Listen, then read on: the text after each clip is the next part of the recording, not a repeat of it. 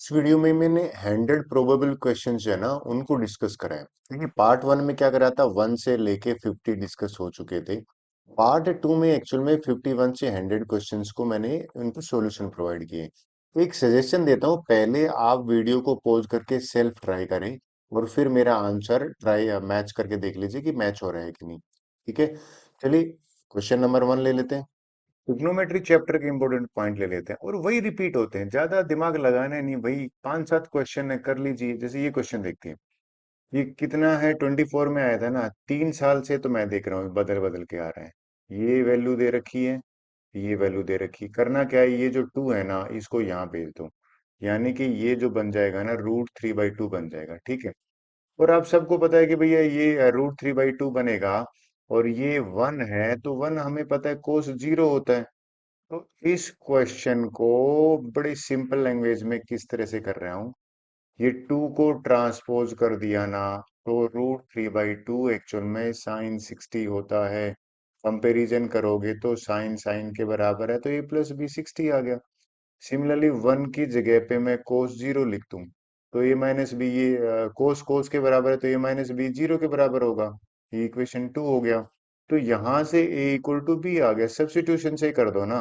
तो यहाँ पे अगर मैं a प्लस में a कर दूंगा तो 60 के बराबर है। 2a कितना आ गया, 30, और a की वैल्यू यहाँ पे कितने बराबर आ गई, 30, यानी कि 2a तो 60 होगा। इसको देखो कैलकुलेशन में मैं क्या कर रहा हूँ, शॉर्टकट कर रहा था, बट बेटर है कि आप इसको 2a 60 है ना, तो a 30 आ गया, और a और b बराबर है। तो यहाँ पे सीधी सीधी a equal to B equal to 30 दोनों, ये आंसर होगा आपका। ऐसे क्वेश्चन हर साल देखे हैं मैंने। ठीक है, कई बच्चे कहते सर ये क्या लिखा हुआ है, तो ये तो मेंशन करना जरूरी होता है। 11th क्लास में आप ट्रिको पढ़ोगे तो पता लगेगा कि क्यों जरूरी होता है। नेक्स्ट देख लीजिए, बुक का क्वेश्चन है भैया। करना क्या है, टेन ए बनाना है ना, ऊपर में से साइन कॉमन ले लेते हैं, नीचे में से कोस कॉमन ले लेते हैं, ये लीजिए। तो यानी कि ये मैंने ऊपर वाले में से साइन को कॉमन ले लिया, नीचे वाले में से कोस कॉमन ले लिया, तो इन दोनों को मिला के 10 बनता है। एग्री? तो पक्का है ये 10 है, तो यही तो 10 बनाना था। तो इसका मतलब ये दोनों ब्रैकेट कटेंगे। अब काटना कैसे वो देखिए आप, कई बच्चे शॉर्टकट काटते नहीं। काटने का तरीका है भैया, किसी एक को पूरे को कन्वर्ट कर लो। अब मैं ये जो कोस था ना, इसकी जगह पे 1 माइनस साइन स्क्वायर लिख दिया डिनोमिनेटर में, ऊपर वाले को तो नहीं छेड़ करा।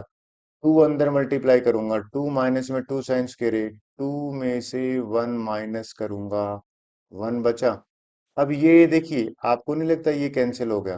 कैंसिल होके क्या आ गया, 10a, और इज इक्वल टू RHS, और RHS लिखने के बाद लिख दो हेंस प्रूव्ड। ये तो बुक का क्वेश्चन था। क्वेश्चन 52 देखते हैं। प्रूव करना है ना तो LHS ले लेते हैं, यानी कि LHS ले लेते हैं और RHS को बना लेंगे। तो LHS में भैया हमारे पास QP² है, तो Q की वैल्यू रख देते हैं। ठीक है, यानी कि मैंने करा क्या है, इस Q की वैल्यू ये रही सीकेंड थीटा प्लस में कोसेक थीटा रख दी। P स्क्वेयर है तो इसका स्क्वेयर कर दिया। तो सीकेंड को भी कन्वर्ट कर लेते हैं 1/कोस में, बिल्कुल कर सकते हैं, कोई बड़ी बात नहीं है। यानी कि इसकी जगह पे लिख दिया 1/कोस, इसकी जगह पे लिख दिया 1/साइन। ये तो आइडेंटिटी बन गई ना, a² b² 2ab -1 as it है। इसका 1 बनता है ना 1। ये वाला 1 और ये वाला 1 मैं कैंसिल कर दूं, तो यहां से इस ब्रैकेट से एक्चुअल में 2 साइन थीटा आया, और यहां से मैं ले लेता हूं एलसीएम।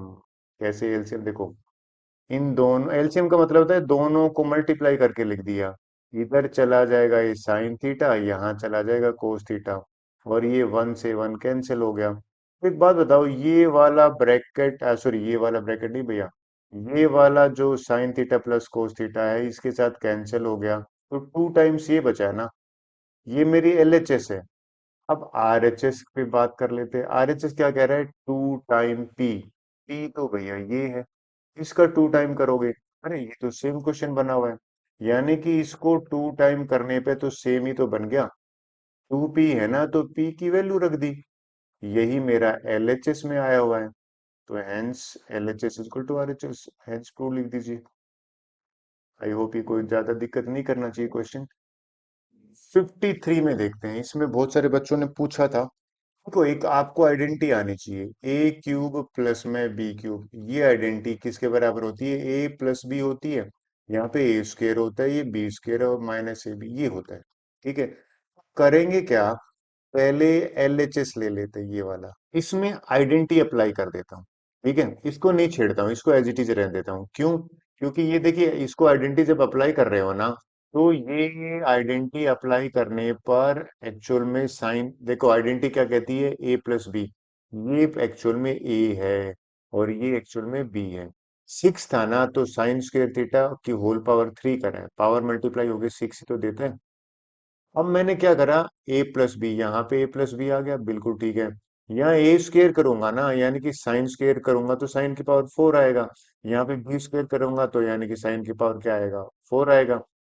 और ये माइनस का ए बी है तो माइनस में ए इंटू बी कर दिया।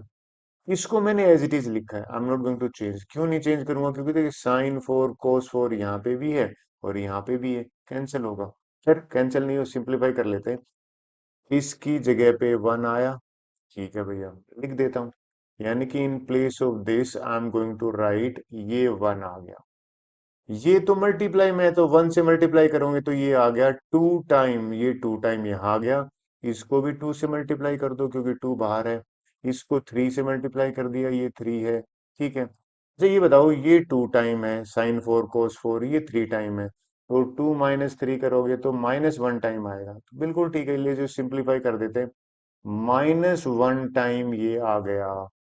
आपको इसको देख के कुछ याद नहीं आ रहा एक आइडेंटिटी की, अगर मैं माइनस वन बाहर ले लेता हूं तो sine square plus cos square का होल स्क्वायर बन रहा है ये तो, और ये तो वन होता है, बाहर माइनस है, यहां से माइनस वन आया। दोनों के आर एच एस जीरो है क्या, बिल्कुल जीरो है, देखिए। यानी कि लिख दीजिए L H S is equal to R H S.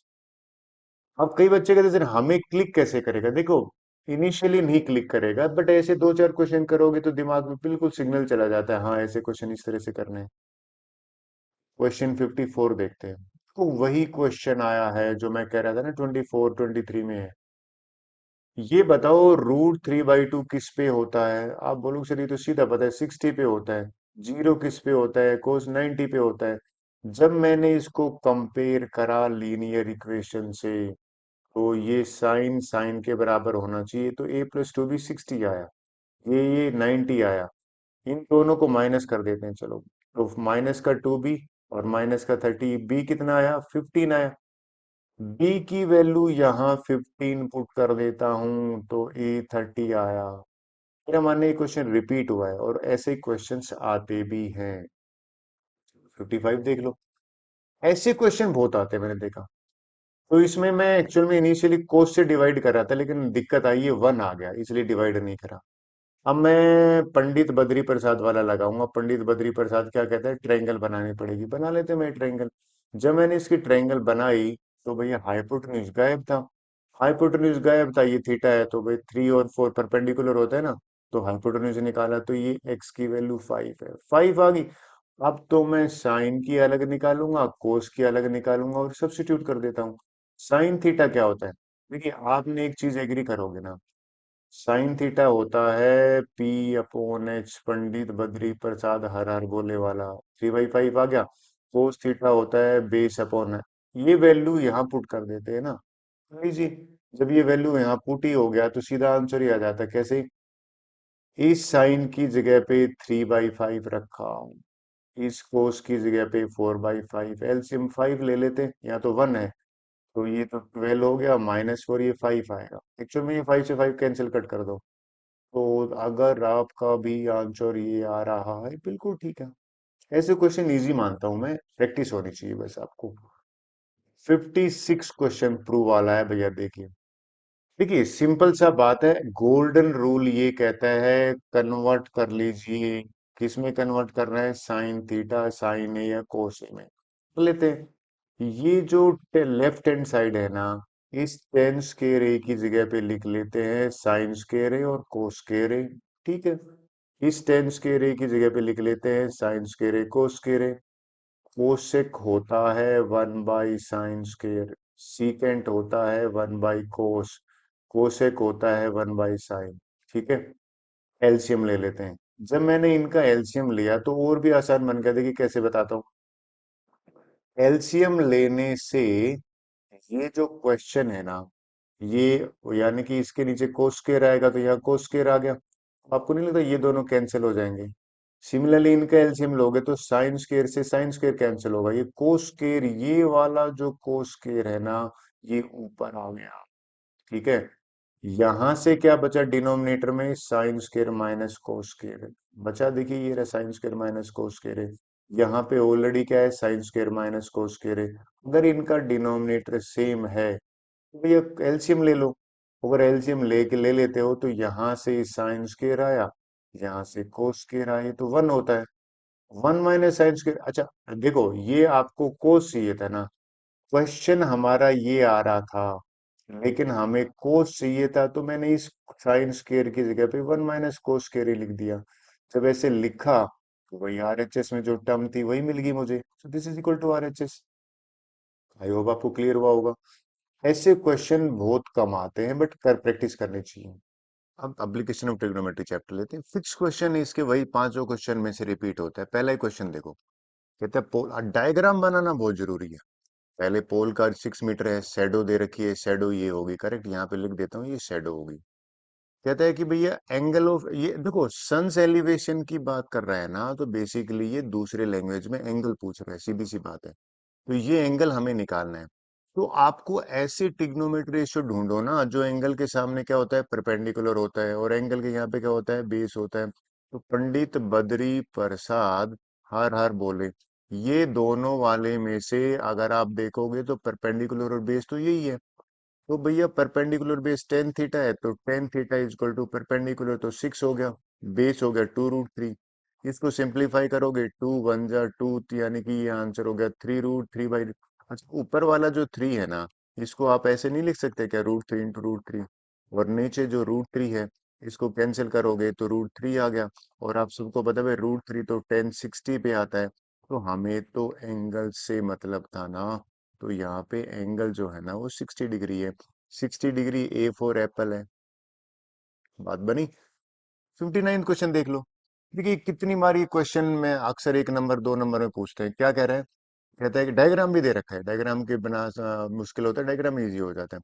हमसे कहता है find the length of the ladder.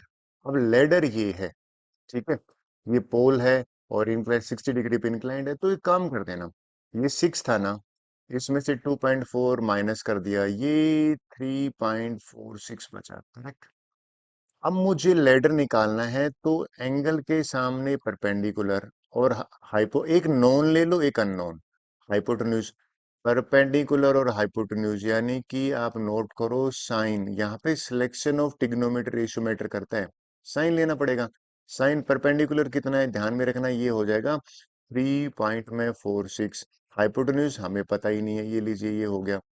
फिर अगर आप नोट करो साई, ये तो होता है भैया रूट थ्री बाई टू, और ये 3.46, और यहाँ पे एक्स है, क्रॉस मल्टीप्लाई। अच्छा यहाँ तो वैल्यू दे रखी है, इसकी वैल्यू तो दे रखी है ना, रूट थ्री की वैल्यू पुट कर देते हैं। इसकी जगह पे क्या आ जाएगा? 1.73 डिवाइड बाई टू, और ये हो जाएगा 3.46, और ये आ जाएगा एक्स। देखिए याद रखना ये पक्का कटेगा। अगर आप क्रॉस मल्टीप्लाई करते हो ना, तो 1.73x और 2 इंटू 3.46 है, ठीक है। इस x की मुझे वैल्यू निकालनी है ना, तो 1.73 से डिवाइड करूंगा, यानी कि ये बन जाएगा वन जा, और ये टू जा, मुझे साफ दिख रहा था, करके देख लीजिए। और ये इसलिए कह रहा हूं कि ये टू टू जा एक्स की पावर फोर आएगा। अक्सर ये वैल्यू दी जाती है कि यहाँ पे लेडर की लेंथ लिख देता हूँ कि इजीली कट जाए, कुछ केस को छोड़ के। तो लेडर की लेंथ यहाँ पे हो जाएगी x is equal to 4 metre. Unit है तो मीटर में लिख देते हैं। इस क्वेश्चन देख लेते हैं। देखिए इस क्वेश्चन का भी डायग्राम दे रखा है, डायग्राम वाले बड़े मजे। दो man on either side of A Cliff, ये क्लिफ है भैया, CLIF, ठीक है। Observe the angle of elevation top, ठीक है, एक को 30 डिग्री, एक को 60 degree. Distance between two man, ये पहला जो मैन है ना, और ये दूसरा मैन, इन दोनों के बीच पहला एक्स ले लिया डिस्टेंस, दूसरा। आपको डायग्राम देने से इजी हो जाता है। करना क्या है, इस ट्रायंगल का नाम लेते हैं। देखो नाम लिखा ट्रायंगल ABC। इस ट्रायंगल में परपेंडिकुलर और बेस। आपको तो ये पता होना चाहिए, पंडित बद्री प्रसाद हर हर बोले ये वाला है भैया, कौन सा है, टेन थीटा है। तो बेस अपॉन परपेंडिकुलर ना, तो टेन का सिलेक्शन कर लिया, टेन थर्टी किसके बराबर होता है, 75 परपेंडिकुलर, ये एक्स आ गया, ये होता है 1/√3, और ये होता है 75/x, क्रॉस मल्टीप्लाई कर लो। तो देखिए कितना अच्छा है, 75√3 आ गया, कोई इश्यू नहीं आई। लेकिन दूसरी ट्रायंगल ले लेते हैं। दूसरी ट्रायंगल में क्या देखते हैं, ये वाला नाम लिखा मैंने, ट्रायंगल एबीडी। इसमें भी वही वाई निकालना है, तो भैया 10 लगा दो, 1060। 1060 क्या होता है, 75/y, ये होता है √3, और 75/y करोगे, और अगर आप देखोगे यहाँ पे √3y = 75 आया, क्रॉस मल्टीप्लाई करने पे y जो आया वो 75/√3 है। देखिए नीचे रूट मैथ्स में हम अवॉइड करते हैं, तो क्या करना है भाई, ऊपर नीचे मल्टीप्लाई कर लो ना यार, हटा देते हैं, ये हटा दिया, तो भैया नीचे तो 3 बचा, ऊपर 75/√3 बचा, काट लो, 3 × 1 = 3, 25/√3 आया। हमें तो x+y चाहिए था, डिस्टेंस बिटवीन टू मैन, तो वो क्या हो जाएगा, 75/√3 यहाँ से, 25/√3 यहाँ से। आंसर अगर आपका 100√3 मीटर आ रहा है तो ठीक है, और नहीं आ रहा है तो दिक्कत है। ये लीजिए मैं लिख देता हूँ आंसर, डन। क्वेश्चन 61 देख लो। वही देखिए, घुमा फिरा के ये क्वेश्चन आया हुआ है, बट इसमें एक चीज है देखो, कहते हैं स्मॉल आइलैंड है in the middle of 100 metre, ये 100 मीटर रिवर है, यहाँ से लेके यहाँ तक 100 मीटर है, राइट। अब ये कह रहा है कि भाई P and Q are the points opposite to each other on that bank, ये भैया पी एक बैंक पे है, ये दूसरे बैंक पे, करेक्ट है। आगे कहता है angle of elevation top of three, अच्छा एक 30 60। एक बच्चा मेरे को कह रहा है क्लास में, सर मिडल है तो बीच का 50 50 कर सकते हैं, आंसर है नहीं कर सकते। अगर 50 50 ले लोगे तो ये दोनों एंगल सेम नहीं बनना चाहिए क्या, यानी कि मैं ये कहना चाहता हूँ, अगर आपने 50 50 ले लिया तो ये बराबर एंगल होना चाहिए ना, ये एंगल और ये एंगल, लेकिन बराबर तो दे ही नहीं रखा। तो अब 50 50 नहीं, मैंने पहला डिस्टेंस एक्स ले लिया, दूसरा 100 - x ले लिया, करूंगा क्या, ये ट्रायंगल निकालूंगा, ठीक है। इस ट्रायंगल का मैं निकाल लेता हूँ, ये जो ट्रायंगल है ना, ये ट्रायंगल देखिए क्या होता है, देखिए इस ट्रायंगल में एबीपी में, सबसे पहले वाली ट्रायंगल में, मैंने भैया जहां पे 10 30 था ना, perpendicular upon hypotenuse upon x, ये 1/√3 होता है, क्रॉस मल्टीप्लाई किया तो एक रिलेशन निकाला एक्स और एच में, ठीक है। वो सीधी सी बात लग रही है। अब दूसरी ट्रायंगल क्या कह रही है, ये वाली ले लो। इस ट्रायंगल में भी मैंने एबी क्यू में भी वैल्यू निकाली, तो एबी क्यू में वैल्यू निकाल देते हैं, 1045, एंड 1045 तो और भी मजे हैं, 1045 1 होता है, 1 = h। देखिए कई बच्चे कहते हैं सर ये कहाँ से आया 100 - x, ये टोटल 100 है ना, अगर मैं x हटा दूंगा तो 100 - x ही तो बचेगा, क्रॉस मल्टीप्लाई कर लें, h यहाँ पे आ जाता है 100 - x। अब मैंने क्या करा, इस x की जगह पे जिसको मैं इंसर्कल कर रहा हूं, यहां से √3 - h पुट कर रहा हूं, पुट कर दिया, और ये वाला यहाँ ले आया, प्लस का हो गया, h कॉमन ले लिया तो ये बचा, तो √3 माइनस प्लस में h डिनोमिनेटर में आ गया। टू मेक इट रेशनलाइज करने के लिए जब मैंने करा तो यहाँ से इससे कैंसिल हो गए, 3 - 1 2 आया, इस 2 से ये काट दिया। अगर आपका आंसर 50√3 - 1 आ रहा है तो बिल्कुल ठीक है, बात बनी। 62nd क्वेश्चन देख लेते हैं। ये क्वेश्चन बहुत इंपॉर्टेंट है, बहुत बार आया हुआ है। अगला क्वेश्चन, 2 3 क्वेश्चन है ना, वो बहुत इंपॉर्टेंट। देखो 3 नंबर में क्या कह रहे हैं, angle of depression of top and bottom of 50 metre high building. देखो टावर, एक बच्चे कर टावर और बिल्डिंग में बड़ा कौन सा होता है, जनरली टावर बड़ी होती है, ये टावर है। कहते हैं इस टावर से जब देखा गया ना, तो इसके टॉप का एंगल बना 45 डिग्री, डिप्रेशन एंगल बोल रहा है ये 45 है, तो मैंने ये भी 45 ले लिया है। भाई क्यों ले लिया, क्योंकि अल्टरनेट एंगल है। ये इसके बॉटम को देखा, ये ध्यान में रखना, ये बिल्डिंग है, अक्सर बच्चे इसका डायग्राम ही गलत बना देते हैं, बिल्डिंग है, बिल्डिंग के बॉटम को देखा, डिप्रेशन, ये डिप्रेशन एंगल है, ये 60 है, ये भी 60 होगा अल्टरनेट से। पूछा क्या है, कहते हैं find the height of the tower, ये टावर है ना, हाइट है, अच्छा ये बताओ, ये अगर 50 है तो ये भी 50 होगा ना? एग्री कर रहे हो? तो एक काम करते हैं, सबसे पहले मैं ट्रायंगल ले लेता हूँ पहले वाली, जिसके ऊपर मैंने ए बी और सी, इसमें मैंने एच लिया है ना। तो यहाँ पे इस ट्रायंगल में मैंने बेसिकली क्या करा कि इस ट्रायंगल में लिख लेता हूँ कि भैया लेट, इसमें ए सी जो है ना वो मेरा एच हो गया, ठीक है। और इसमें सी जो है ना वो 50 हो गया। सर क्यों हो गया 50? क्योंकि अगर ये 50 है तो ये भी तो 50 होगा। अब इस ट्रायंगल में, किस ट्रायंगल में, ऊपर वाले में, टेन 45 होता है परपेंडिकुलर अपॉन, यानी कि परपेंडिकुलर अपॉन बेस होता है ना। परपेंडिकुलर भैया इसके सामने एच है, बेस एक्स है, एक्स पता भी नहीं है, ठीक है। ये तो 45 होता है, तो यहाँ पहला एच इक्वल टू एक्स आ गया। अब मैं ये ट्रायंगल ले रहा हूँ जिसके ऊपर मैं आउटलाइन कर रहा हूँ। इस ट्रायंगल में आप देखोगे भाई लग तो टेन ही रहे हैं। भैया टेन थीटा लग रहा है ना, तो टेन 60 है यहाँ पे थीटा की जगह पे। टेन 60 जब मैंने रखा तो नोट करना, ये एच और ये एक्स, तो एच प्लस 50 परपेंडिकुलर बना, बेस की जगह पे एक्स बना, क्रॉस मल्टीप्लाई कर देते हैं, क्रॉस मल्टीप्लाई कर देते हैं तो √3x equal to H plus 50। इस x की जगह पे मैंने h रखा, भैया यहाँ पे x h रख देता हूँ। इसको मैं ट्रांसपोज कर दिया, दोनों से h कॉमन लिया, √3 - 1। अब तो आपको नहीं लगता रेशनलाइज करना है? रेशनलाइज क्यों करते हैं? क्योंकि भैया टाइम बचा, इससे आंसर आ जाता है। देखिए रेशनलाइज में क्या बना, इसको मैंने वहां भेजा, √3 - 1, √3 प्लस, अच्छा देखिए इसमें छोटी सी गलती क्या है कि जो रूट है ना ये सिर्फ किस पे आना चाहिए, 3 पे आना चाहिए, तो मैं इसको ठीक कर देता हूँ, ठीक है। ये तो a - b और a + b बना है, तो 3 - 1 बन जाएगा, इसके रूट हट जाएगा, तो टू, टू से इसको काटोगे तो 25 आया, तो ये मेरा h आया। लेकिन क्वेश्चन क्या था पता है?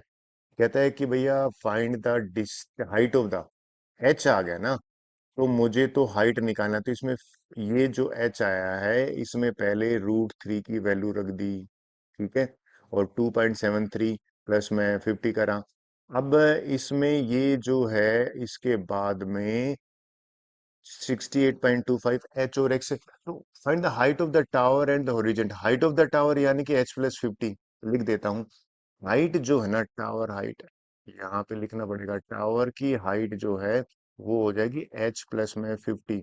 तो एच मेरा यहाँ पे कितना है, अगर आप एच नोट करोगे वो है, इसको बराबर कर देता हूं मैं, 68.25 है ना। तो ये जो 68.25 है इसमें 50 ऐड करना पड़ेगा, ये वाला 50, तभी हाइट की टावर निकलेगी। और 50 मैंने जब ऐड करा तो ये हो जाएगा 8118.25। ये तो है टावर की हाइट, याद रखना। और ये है जो डिस्टेंस बिटवीन दीज टू, यानी कि हमसे distance between tower and building में तो पूछा था, दो ही चीजें पूछी थी ना, ठीक है। तो ये दो आंसर हो गए, क्लियर। 63rd क्वेश्चन देख लेते हैं। देखिए ये क्वेश्चन और नेक्स्ट क्वेश्चन में मोस्ट इंपोर्टेंट पहले लिख देता हूँ, क्योंकि ये मैंने प्री बोर्ड में भी देखा था। कहता है कि आदमी यहाँ खड़ा है, कार को देखा, 30 डिग्री एंगल ऑफ डिफ्रेक्शन बना, ये 30 है तो एंगल ऑफ एलिवेशन अल्टरनेट से ये भी 30 बन जाएगा। फिर कार चली, ध्यान रखना इसने क्या लिखा है, 12 मिनट के बाद कार यहाँ पहुंच गई। इंक चेंज कर देता हूँ, यहाँ पहुंच गई 12 मिनट के बाद, ये 12 मिनट है, डिस्टेंस का नहीं है, ध्यान में रखना। कहता है फिर एंगल ऑफ डिप्रेशन देखा उसने, ये होता है एंगल ऑफ डिप्रेशन 45, तो ये भी 45 हो जाएगा अल्टरनेट से। कहता है ये बताओ कि यहाँ तक टी, यानी कि कितने टाइम में, find the time taken by the car to reach, यहाँ तक कितने टाइम में पहुंचेगी। देखिए एक सिंपल सी बात है भैया, डिस्टेंस का फार्मूला लगेगा स्पीड इनटू टाइम, ठीक है। क्योंकि ये डायग्राम में डिस्टेंस है, तो मैंने करा क्या, मैंने बेसिकली, आप नोट करो कि ये वाला स्पीड को अज्यूम करा यू, मीटर पर मिनट ले लिया, ले लिया। अगर 12 मिनट लगता है तो ये 12 u लिख सकता हूँ क्या, ये 12 u हो गया। अगर इसमें टी मिनट लगता है तो ये यूटी हो गया, क्लियर। ये डिस्टेंस निकालना जरूरी है, क्योंकि ये जो फार्मूला है डिस्टेंस पे काम करता है, ना कि मिनट और टाइम। इस ट्रायंगल को पहले ले लेते हैं। ट्रायंगल का जो मैं नाम ले रहा हूँ, देखिए सबसे पहले ट्रायंगल मैंने ले ली डीबीसी, छोटी वाली ट्रायंगल ली है। इस डीबीसी ट्रायंगल में 45 है भैया, तो 10 45 H/UT, यूटी है मेरा ये वाला। तो देखा जाए तो 10 45 है, एच का U is equal to H का रिलेशन आ गया, ठीक है। अब लूंगा बड़ी ट्रायंगल, कौन सी ट्रायंगल, ये वाली देखिए, डी बी और सी। इस ट्रायंगल की बात करते हैं। इस ट्रायंगल में अगर आप नोट करो तो यहाँ पे बड़ी वाली ट्रायंगल का देखो, मैं समझाता हूँ आपको। एच, इसमें 12t+ut, देखो यहाँ तक तो 12t आया डिस्टेंस, यहाँ पे ut आया, और 1030 होता है 1/√3। और ये मैंने जब क्रॉस मल्टीप्लाई करा ना, तो √3 इंटू एच इसके बराबर हो गया। एच तो किसके बराबर है, यूटी के बराबर है, इसकी जगह पे यूटी लिख दिया। ये √3 ut और एक ये यूटी, ठीक है, माइनस कर लिया, एक तरफ ले आया, बिल्कुल ठीक है। लेकिन एक स्टेप और करा मैंने, डिवाइड बोथ साइड, लिख देता हूँ डिवाइड बाई यू, दोनों तरफ यू से डिवाइड किया, क्योंकि हर एक टर्म में यू है ना। तो मेरा कुल मिला के टी आ गया यहाँ पे। समझाता हूँ कैसे। ये जो टी आया है ना, इसको मैं रेशनलाइज, √3 - 1 को रेशनलाइज कर देता हूँ। वहां जाएगा, √3 - 1, नेगेटिव है तो पॉजिटिव से ऊपर नीचे मल्टीप्लाई, नीचे 3 - 1 आया ना, टू टू वन जा टू, सिक्स जा, 6 × √3 + 1 आया। ये टी मिनट्स आए हैं। अगर आपका ये आंसर आ रहा है तो बिल्कुल ठीक है, मेरा मानना है। क्लियर हुई। अब चलिए, क्वेश्चन इस चैप्टर का तो लास्ट ही क्वेश्चन है, ये बहुत बार आता है। ये क्या कह रहे हैं देख लेते हैं। कहता है भाई एक पॉइंट है, ये पॉइंट है, ठीक है, 20 मीटर, ये सी लेवल है, वाटर लेवल इससे 20 मीटर ऊपर है, ठीक है। इससे एक क्लाउड को देखा तो एंगल ऑफ एलिवेशन जो बना ना, वो 30 बना। एग्री। फिर कहता है कि एंगल ऑफ इसका, ये कहते हैं रिफ्लेक्शन लेक में। देखिए, ये लेक में रिफ्लेक्शन जा रही है ना, यहाँ पे इसकी रिफ्लेक्शन आ रही है, लिख देता हूँ, ये रिफ्लेक्शन आ रही है भैया यहाँ पे। कहता है कि यहाँ पे 60 डिग्री बना एंगल ऑफ डिप्रेशन, ठीक है, चलेगा। हमें distance of cloud from A ये निकालना है, जिसके ऊपर मैं बार बार कर रहा हूं, यानी कि वाई निकालना है, ठीक है। Distance of cloud from A, ये अगर निकालना है तो इसमें डायग्राम में ग्लिच है, देखो क्या ग्लिच है वो समझाता हूँ आपको। ये 20 मीटर अबव है, ये लो भैया 20 मीटर अबव ले लिए। अब मैंने क्या करा, ये एच ले लिया, मान लीजिए किसको, यहाँ से। तो ये डिस्टेंस सी लेवल से जितना होता है ना, उतना ही नीचे कंसिडर किया जाता है इमेज में। तो ये H+20 कहाँ से आया, बच्चे अक्सर इसमें कंफ्यूज होते हैं। वापिस समझाता हूँ। पानी का लेवल ये है ना, तो इससे ऊपर H+20 डिस्टेंस है ना ये, तो सेम मिरर इमेज जो होती है ना, उसी में सेम डिस्टेंस H+20 नीचे भी होता है, ठीक है। अगर ये डायग्राम समझ में आ गया तो आसान है। अब क्या करूंगा, ये ट्रायंगल ले लूंगा, इसमें एक्स गायब है, कोई बात नहीं, गायब है तो एक काम करते हैं, लिख देते हैं ना कि भैया in triangle A D C, कौन सी वाली ट्रायंगल, इस ट्रायंगल में अगर मैं 1030 अप्लाई करता हूं तो 1030 1/√3 होता है। तो ये रिलेशन आ गया, x is equal to √3h, correct. अब मैं बड़ी ट्रायंगल ले रहा हूँ, कौन सी वाली, जिसके ऊपर 60 डिग्री है। जब ये 60 डिग्री वाली ट्रायंगल मैंने ली, एडी, तो एंगल तो 60 है, और इसके सामने वाला परपेंडिकुलर है। देखिए परपेंडिकुलर में 20 ये और H+20 ये ग्लिच है, ध्यान में रखना। ये जिसको समझ में आ गया उसका करेक्शन ठीक होता है। H+20 + 20 हो गया, H+40 हो गया, 1060 तो √3 होता है।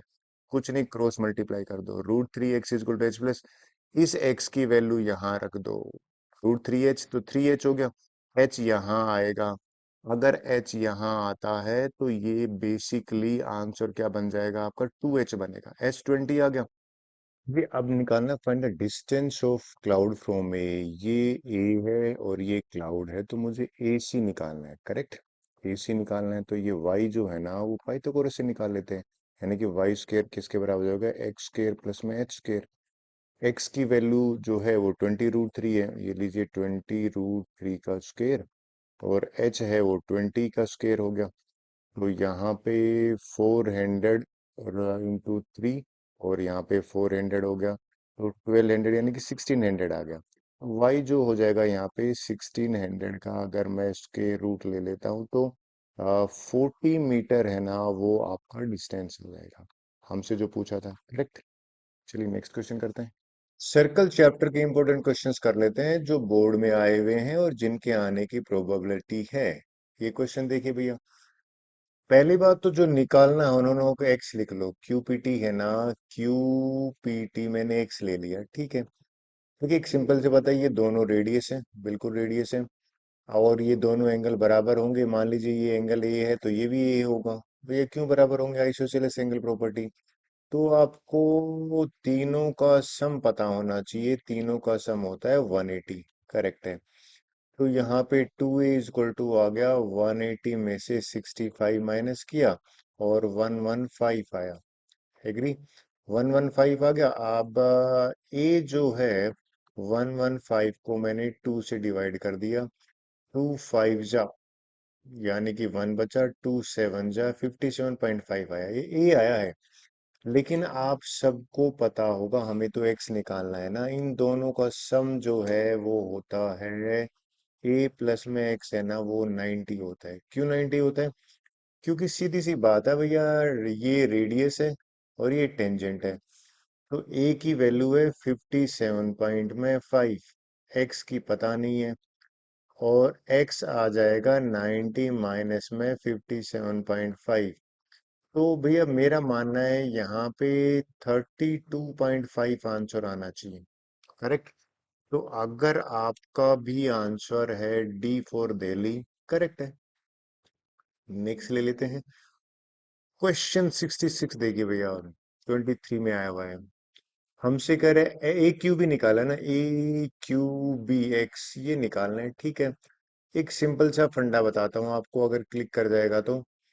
अगर आपने नाइन्थ क्लास में पढ़ा है, क्या पढ़ा है कि भैया सेंटर पे जो एंगल बनता है ना, एक आर्क, ये एंगल सेंटर गवर्नमेंट तेज स्ट्रोंग होती है ना, ऐसे याद रख लो, ये 80 है ना, तो रिमेनिंग पार्ट पे आधा बनेगा।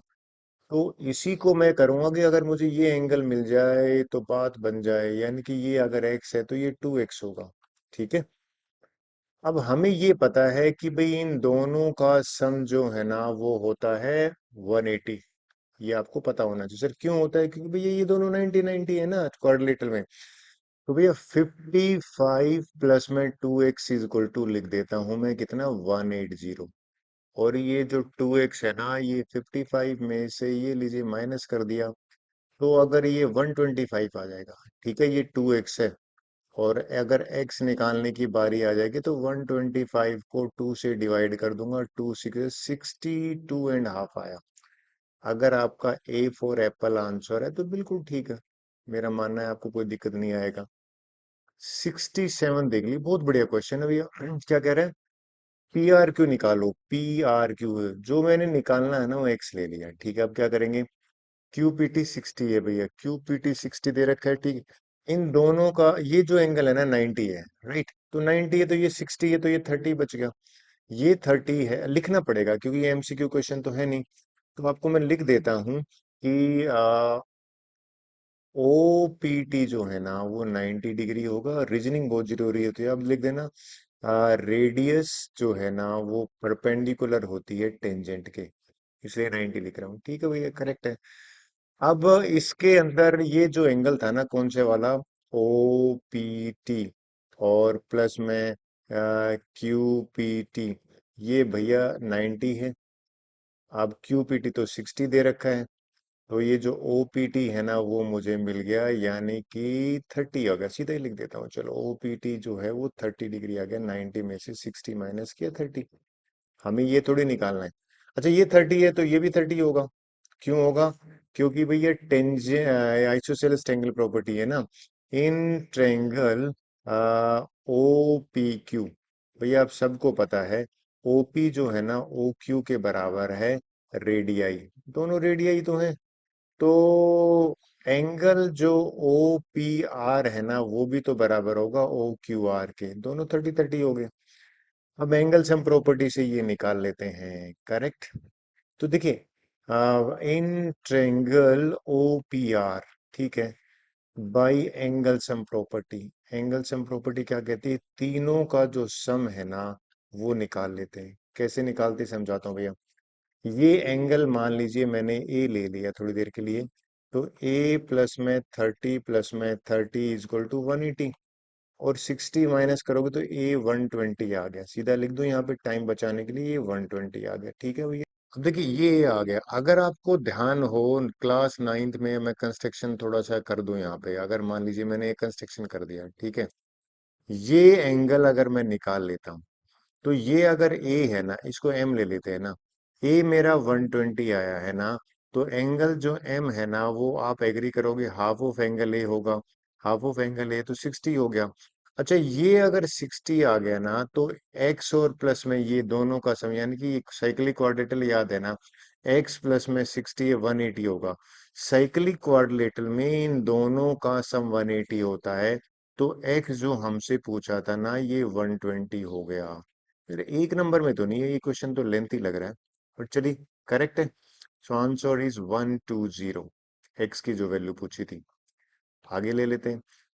ये क्वेश्चन तो यार बुक का क्वेश्चन है, क्या कह रहा है, कहता है कि इसको 90 प्रूव कर रहा हो, तो एक काम करते हैं, इसको ज्वाइन कर लेते हैं। ये ज्वाइन कर लिया, किससे ज्वाइन कर रहे हैं, देखिए मैं आपको थोड़ा सा, ये टेंजेंट है ना, ये पॉइंट ऑफ कांटेक्ट से ज्वाइन कर लेते हैं, राइट। और मैं क्या करने वाला हूं, इन दोनों ट्रायंगल को कॉन्ग्रुएंट प्रूव करूंगा। इन ट्रायंगल ओ ए क्यू, और दूसरी वाली ट्रायंगल है, ये वाली ट्रायंगल जो है ओ क्यू, और यहाँ पे नाम ले लेता हूँ, एम ले लेता हूँ, ओ क्यू एम। इन दोनों में ये देखिए, ये दोनों रेडियस हैं, बिल्कुल रेडियस है, ये कॉमन है, और ये वाले tangent drawn from external point हैं, यानी कि ओ ए जो है ना, वो ओ एम के बराबर है, लिख देता हूँ रेडियाई, ये सेम रेडियस है तो बराबर है। ओ क्यू जो है वो ओ क्यू के बराबर है, लिख देता हूँ कॉमन, ये 3 नंबर में ठीक से करेंगे। और ए क्यू बराबर है एम क्यू के, टेंजेंट्स, ये tangent drawn from external points. तो भैया यहाँ पे हो गया by triple S, triple S से क्या हो जाएगा, दीज टू ट्रायंगल, लिख देता हूँ नाम। एक ट्रायंगल का नाम हो जाएगा, क्या नाम है, ओ ए क्यू, और ये कोंग्रेंट हो गया ट्रायंगल ओ एम क्यू के, ठीक है। अच्छा एक बात है, अगर ये कोंग्रेंट है, तो ये वाली जो एंगल है ना, ये एक्स है, तो ये भी एक्स होगा, दोनों कॉन्ग्रुएंट कर दिया। और ये बराबर होगा बाई सीपीसीटी, यानी कि ए ओ क्यू एंगल बराबर होगा किसके, एम ओ क्यू, और ये मैंने एक्स मान लिया, ठीक है, बाई सीपीसीटी। अच्छा सीपीसीटी से ये बराबर होगा। सिमिलरली अगर आप देखो, मैं नीचे भी तो ऐसे कर सकता हूँ, कोई बड़ी बात थोड़ी है, यानी कि दो ट्रायंगल नीचे भी तो बन रही है। ट्रायंगल कौन सी बन रही है बताता हूँ, ट्रायंगल है जिसके अंदर अभी मैं डॉट लगा रहा हूँ, यानी कि ट्रायंगल ओ एम पी, और दूसरी ट्रायंगल है ओ, ट्रायंगल का नाम ठीक से लिख देता हूँ, ट्रायंगल ओ बी पी, ये दो ट्रायंगल है ना। इन दोनों ट्रायंगल में अगर सेम कहानी है, ये रेडियस है, रेडियस के बराबर है, ये दोनों टेंजेंट बराबर है, ये कॉमन है, यानी कि by triple S, S S S, same triple S है, यहाँ भी तो ट्रिपल एस था, लिखना जरूर पड़ेगा बाई ट्रिपल एस। पहले वाला एस क्या है, पहले वाला एस लिख देता हूँ रेडियाई वाला, यानी कि ओ एम बराबर है ओ बी, दूसरे वाला एस कॉमन वाला है, ओ पी बराबर है ओ पी, तीसरे वाला टेंजेंट वाला है, यानी कि पी पी, और बराबर है पी एम, ठीक है। So these two triangle O M P congruent हो गया किसके, ओ एम पी हो गया ओ बी पी के। अगर ये ट्रायंगल हैं, तो एक सिंपल सा फंडा बताओ, अगर ये एंगल वाई ले लूं, तो ये भी वाई के बराबर होगा, दोनों एंगल बराबर होंगे ना। तो एंगल जो है, मैं नाम दे देता हूँ, एम ओ पी बराबर होगा किसके, बी ओ पी, और ये मैंने वाई ले लिया, मान लीजिए सीपीसीटी रीजन है, कोई रीजनिंग नहीं है।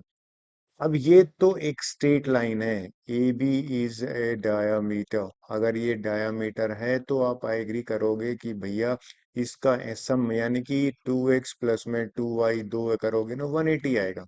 Straight line angle, straight line angle, ठीक है।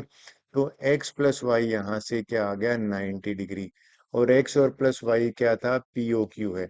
इस x और y की जगह पे लिख देता हूँ पी ओ क्यू, मेरे को लगता है यही तो प्रूव करना था, हेंस प्रूव लिख देता हूँ। बुक का क्वेश्चन था ये, डन। 69 देख लेते हैं।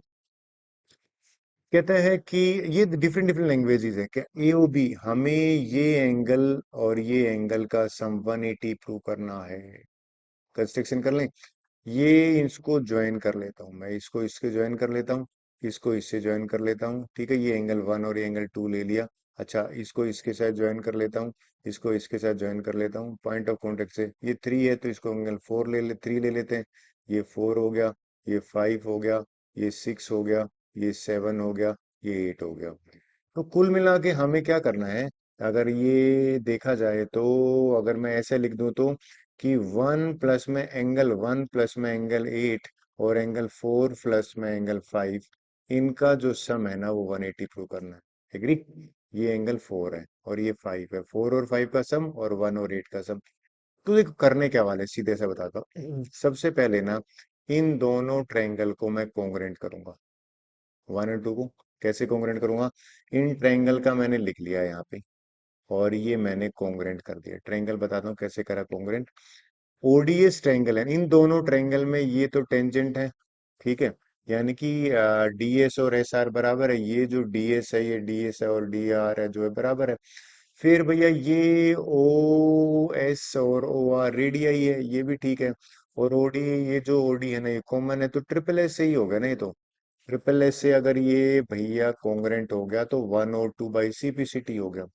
मैंने प्रूव कर दिया 1 बराबर है 2 बाई सीपी। सिमिलरली क्या कर सकता हूं मैं 3 4 बराबर कर दूंगा, 5 6 बराबर कर दूंगा, 7 8। तो प्रूव नहीं करने की जरूरत, आप सिमिलरली लिख दीजिए। आपने सिमिलरली इतना लिख दोगे चल जाएगा। आपने लिख दिया सिमिलरली 3 4 के बराबर होगा, 5 6 के बराबर होगा, 7 8 के बराबर होगा, ठीक है। अब ये बताओ कंप्लीट एंगल कितने का होता है, 360 का होता है ना, बिल्कुल ठीक है, ये लीजिए 360 एंगल है, इन सब का सम 360 कर देते हैं। मैंने इन सब का सम 360 करा। अब ये बताओ 1 और 2 बराबर है तो इस 2 की जगह पे 1 रख दिया। 3 और 4 बराबर है, इस 3 की जगह पे 4 रख दीजिए। इसी तरह से ये, अच्छा 2 टाइम हो गया ना सारे, ये भी 2 टाइम है गया, 4 भी 2 टाइम है, 5 भी 2 टाइम है, 8 भी 2 टाइम है। तो ये, अब ये बताओ 1 प्लस में 8 की जगह पे क्या लिख दूं, डीओसी, और 5 और 6 की जगह पे एओबी। तो इनको 2 टाइम्स, 2 को वहीं भेज दो ना, चलो 2 को वहां भेज देते हैं। इनकी जगह पे मैं लिख सकता हूँ किसकी, कि एंगल एओबी जो है और एंगल सीओडी है, वो 2 वहां जाएगा तो 180 हो जाएगा। यही तो प्रूव करना था। अगेन बुक का क्वेश्चन है, इसमें तो बुक के क्वेश्चन बहुत आते हैं। डन। नेक्स्ट क्वेश्चन देख लेते हैं। देखिए ये तो थ्योरम है यार, फिक्स आती ही आती है। कहता है प्रूव करो कि ये दोनों बराबर हैं। आपको क्या करना है, छोटी सी कंस्ट्रक्शन है, सेंटर से ओ को ज्वाइन कर दो। यहाँ पे लिख देते हैं, कंस्ट्रक्शन लिखना जरूरी होती है भैया।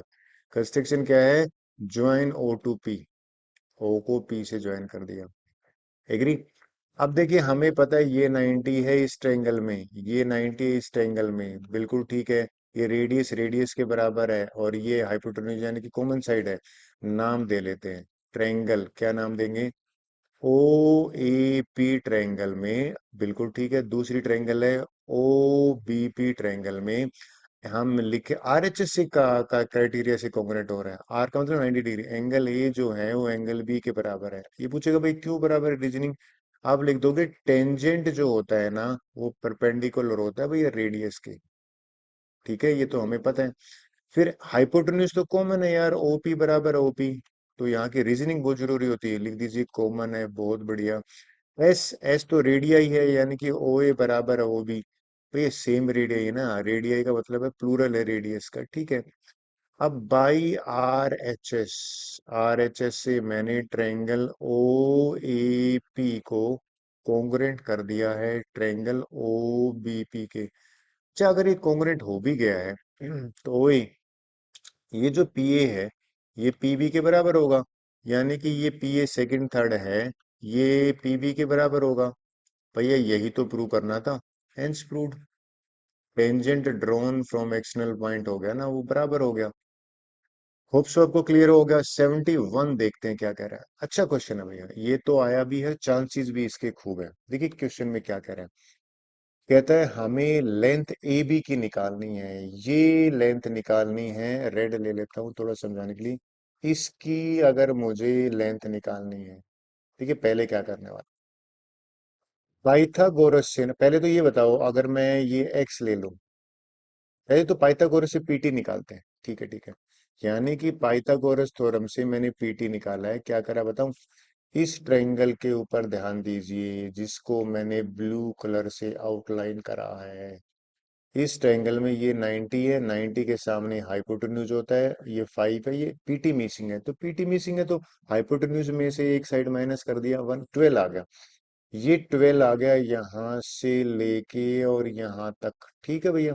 अच्छा एक बात है, अगर मैं इसको x ले रहा हूं यहां तक, तो ये वाली साइड जो है ना, ये 12 माइनस एक्स बचेगी, ठीक है, कम हो जाएगा।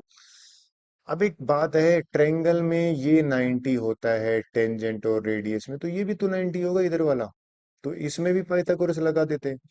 यानी कि what I am going to do next, मैं एक ट्रायंगल ले रहा हूँ, उस ट्रायंगल का नाम है ट्रायंगल, एक मिनट भैया ये ले लेता हूँ, इस ट्रायंगल का नाम है AET। इस ट्रायंगल में एक साइड है x, देखिए एक साइड है x, ये वाली x है, एक साइड है 12, मैं आप बोलो सर x क्यों है, क्योंकि tangent drawn from external point, तो ये दोनों तो बराबर ही होते हैं भैया। ये है 12 माइनस एक्स, और ये 5 रेडियस है ना, तो 13 में से 5 गया तो 8 बचेगा। यानी कि लिख देते हैं ईटी जो है ना, वो 13 - 5 8 आया। तो एक साइड 8 होगी, एक साइड होगी 12 माइनस एक्स, और एक साइड एक्स होगी। पाइथागोरस लगाते हैं, पाइथागोरस जब लगाया 90 डिग्री, तो ये है ना 12 minus X square is equal to, इसकी आइडेंटिटी खोली तो ये वाला तो इससे कैंसिल हो रहा है, ठीक है। और 24x वहां पॉजिटिव हो जाएगा, x की वैल्यू आ गई 10/3।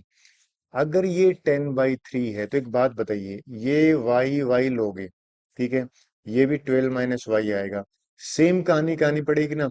तो सिमिलरली जो y है ना, बी यानी कि ये वाला, ये भी वही वैल्यू देगा 10/3। मुझे तो ए भी चाहिए था ना, तो 10/3 ऐड कर दो, यानी कि 20/3 इज द आंसर। ये अब मैं ना एरिया रिलेटेड टू सर्कल कर लेते हैं, आई थिंक काफी इजी चैप्टर है। आपको पहला ही क्वेश्चन देखता हूँ जो 2020 में आया हुआ है। Perimeter of a sector of a circle of radius, radius दे रखी है, ये लीजिए भैया, रेडियस गिवन है, पेरीमीटर गिवन है। देखिए मजे की एरिया निकालना है ना, हमें थीटा ही नहीं दे रखा भैया, कोई दिक्कत नहीं, और हमें कह रहा है कि इसका एरिया निकालिए। तो पेरीमीटर दे रखा है, तो इसमें एक चीज बताता हूँ आपको काम की, बड़ी मजेदार। वो पेरीमीटर में क्या का काउंट आएगा, ये लेंथ एल है ना इसकी, आर की ये काउंट होगी, और ये दोनों रेडियस काउंट होगी। तो बेसिकली जो मैं आउटलाइन कर रहा हूँ ना, ये तीनों का सम पेरीमीटर कहलाएगा। तो पेरीमीटर ऑफ सेक्टर का मतलब ये हो जाएगा, आर प्लस में एल, ये एल एक्चुअल में आर की लेंथ है। तो एल का अगर फार्मूला नहीं पता है तो फार्मूला बता देता हूँ भैया। फार्मूला किसके बराबर होता है, थीटा अपॉन 360 2 पाई आर, इसके फार्मूला बराबर होता है। ये हमें दे रखा है 16.4, ये देखो दे रखा है। तो मुझे सेक्टर का एरिया के लिए ना थीटा चाहिए। बेसिकली देखा जाए तो क्या चाहिए, ये तो दे ही नहीं रखा ना, तो एक काम करता हूँ, पहले ये निकालता हूँ।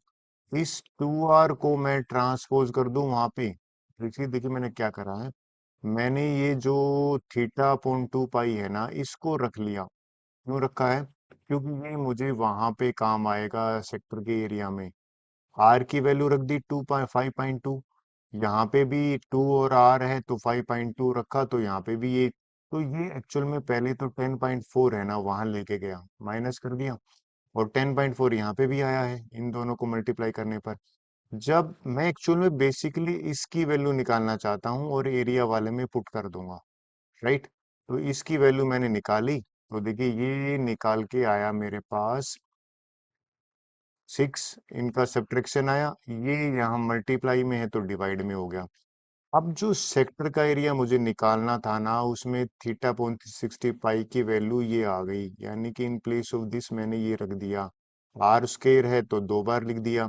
अब ये तो साफ साफ दिख ही रहा है, कैसे दिख रहा है, देखिए ये कैंसिल हो रहा है ना, 5.2 को 1 जा और ये 2 जा है, ठीक है, 2 1 जा है, ये 3 है, तो 3 × 5.2 आया। आपको अगर ये आ जाता है समझ में, तो इसका मतलब अच्छी तैयारी है आपकी। डन। 73rd क्वेश्चन देखिए, ये क्वेश्चन 19 में पूछा गया था, कहता find the area of the segment showing, इसका एरिया निकालना है। एंगल दे दिया 120, ठीक है। हमें करना क्या है, सेक्टर के एरिया में से, ये भैया सेक्टर का एरिया है ना, इसमें से मुझे ट्रायंगल का एरिया माइनस करना है। तो मैं क्या करूंगा, ये है मेरा सेक्टर का एरिया, ठीक है। इस सेक्टर के एरिया में से ये रेडियस है भैया, ये सेक्टर का एरिया, इसमें से ट्रायंगल का एरिया, देखो नई चीज लिख दी, ट्रायंगल का एरिया मैंने यहाँ पे बेसिकली इस तरह से लिखा है। कई बच्चे कहते सर ये तो बुक में दे ही नहीं रखा, ये मैंने डिराइव करा है। ये थीटा जो है ना यहाँ पे मेरा 120 है, ठीक है। तो इसमें मैं सब्स्टिट्यूट करने वाला हूँ, थीटा जहां जहां पे मैंने वैल्यू पुट कर दी, यानी कि थीटा की जगह पे 120 पुट करा, रेडियस की जगह पे 21 पुट करा, ये 21 इसको कट करते हैं, 121 जा 123 जा, ठीक है, 7 1 जा 7 3 जा, ये 21 3 से 3 कटा। तो मेरा यहाँ से सिंप्लीफाई करने पर जो आया ना वो आपको दिखा देता हूँ। यहाँ से सिंप्लीफाई करने पे आया 3, ये वाला 3 तो इससे कैंसिल हो गया, तो 22 को 21 से आ गया, ठीक है। ये 441 आ गया, 60 आएगा, 120 को 2 से डिवाइड करोगे, 120 को 2 से डिवाइड करोगे, 60 √3/2 होता है, cos 60 1/2 होता है। रूट की वैल्यू नहीं दे रखी ना, छोड़ दो एज इट इज, कोई दिक्कत नहीं, बस एलसीएम ले लो, एलसीएम लोगे तो 4 आएगा, 4 आ गया एलसीएम। तो 4 लेने पर ये आपका आंसर अगर आ रहा है तो बिल्कुल ठीक है। ये बच्चे कहते थे रूट, क्वेश्चन सीबीएसई देता है तभी आपको पुट करनी होती है। 74 देख लीजिए, इस क्वेश्चन में भी 60 डिग्री एंगल दे दिया, रेडियस दे दी, मुझे दो पार्ट है, कहते हैं area of the major segment निकालना है और माइनर सेगमेंट निकालना है। ये जो है ना ये भैया माइनर सेगमेंट है, पहले तो इसका एरिया निकालेंगे, ठीक है। माइनर सेगमेंट निकालने के लिए सबसे पहले एक बात बताइए, अगर ये 60 है, ये दोनों रेडियस है, तो ओबियसली ये 60 60 हो जाएगा, तो इक्विलेटरल ट्रायंगल होगी। तो सबसे पहले तो आप ये लिखिए कि भैया ये जो ट्रायंगल है ना वो इक्विलेटरल ट्रायंगल है, और आपको ये लिखना पड़ेगा, क्यों, क्योंकि मैंने ट्रायंगल का एरिया निकाला। इक्विलेटरल ट्रायंगल का एरिया कितना होता है, इक्विलेटरल ट्रायंगल का एरिया होता है √3/4 साइड स्क्वायर। तो ये कैंसिल करूँ ना मैं, तो ये कैंसिल हो जाएगा, लेकिन मैंने √3 में ही रखा, क्योंकि दे ही नहीं रखा है, ठीक है यहाँ तक। अब बात करते हैं कि मुझे सेगमेंट का एरिया निकालना है, तो पूरे सेक्टर में से मैं ये ट्रायंगल माइनस कर रहा हूँ। पूरा सेक्टर है ना उसमें से ट्रायंगल माइनस करी, तो ट्रायंगल का एरिया तो मैंने अभी निकाला है, ठीक है।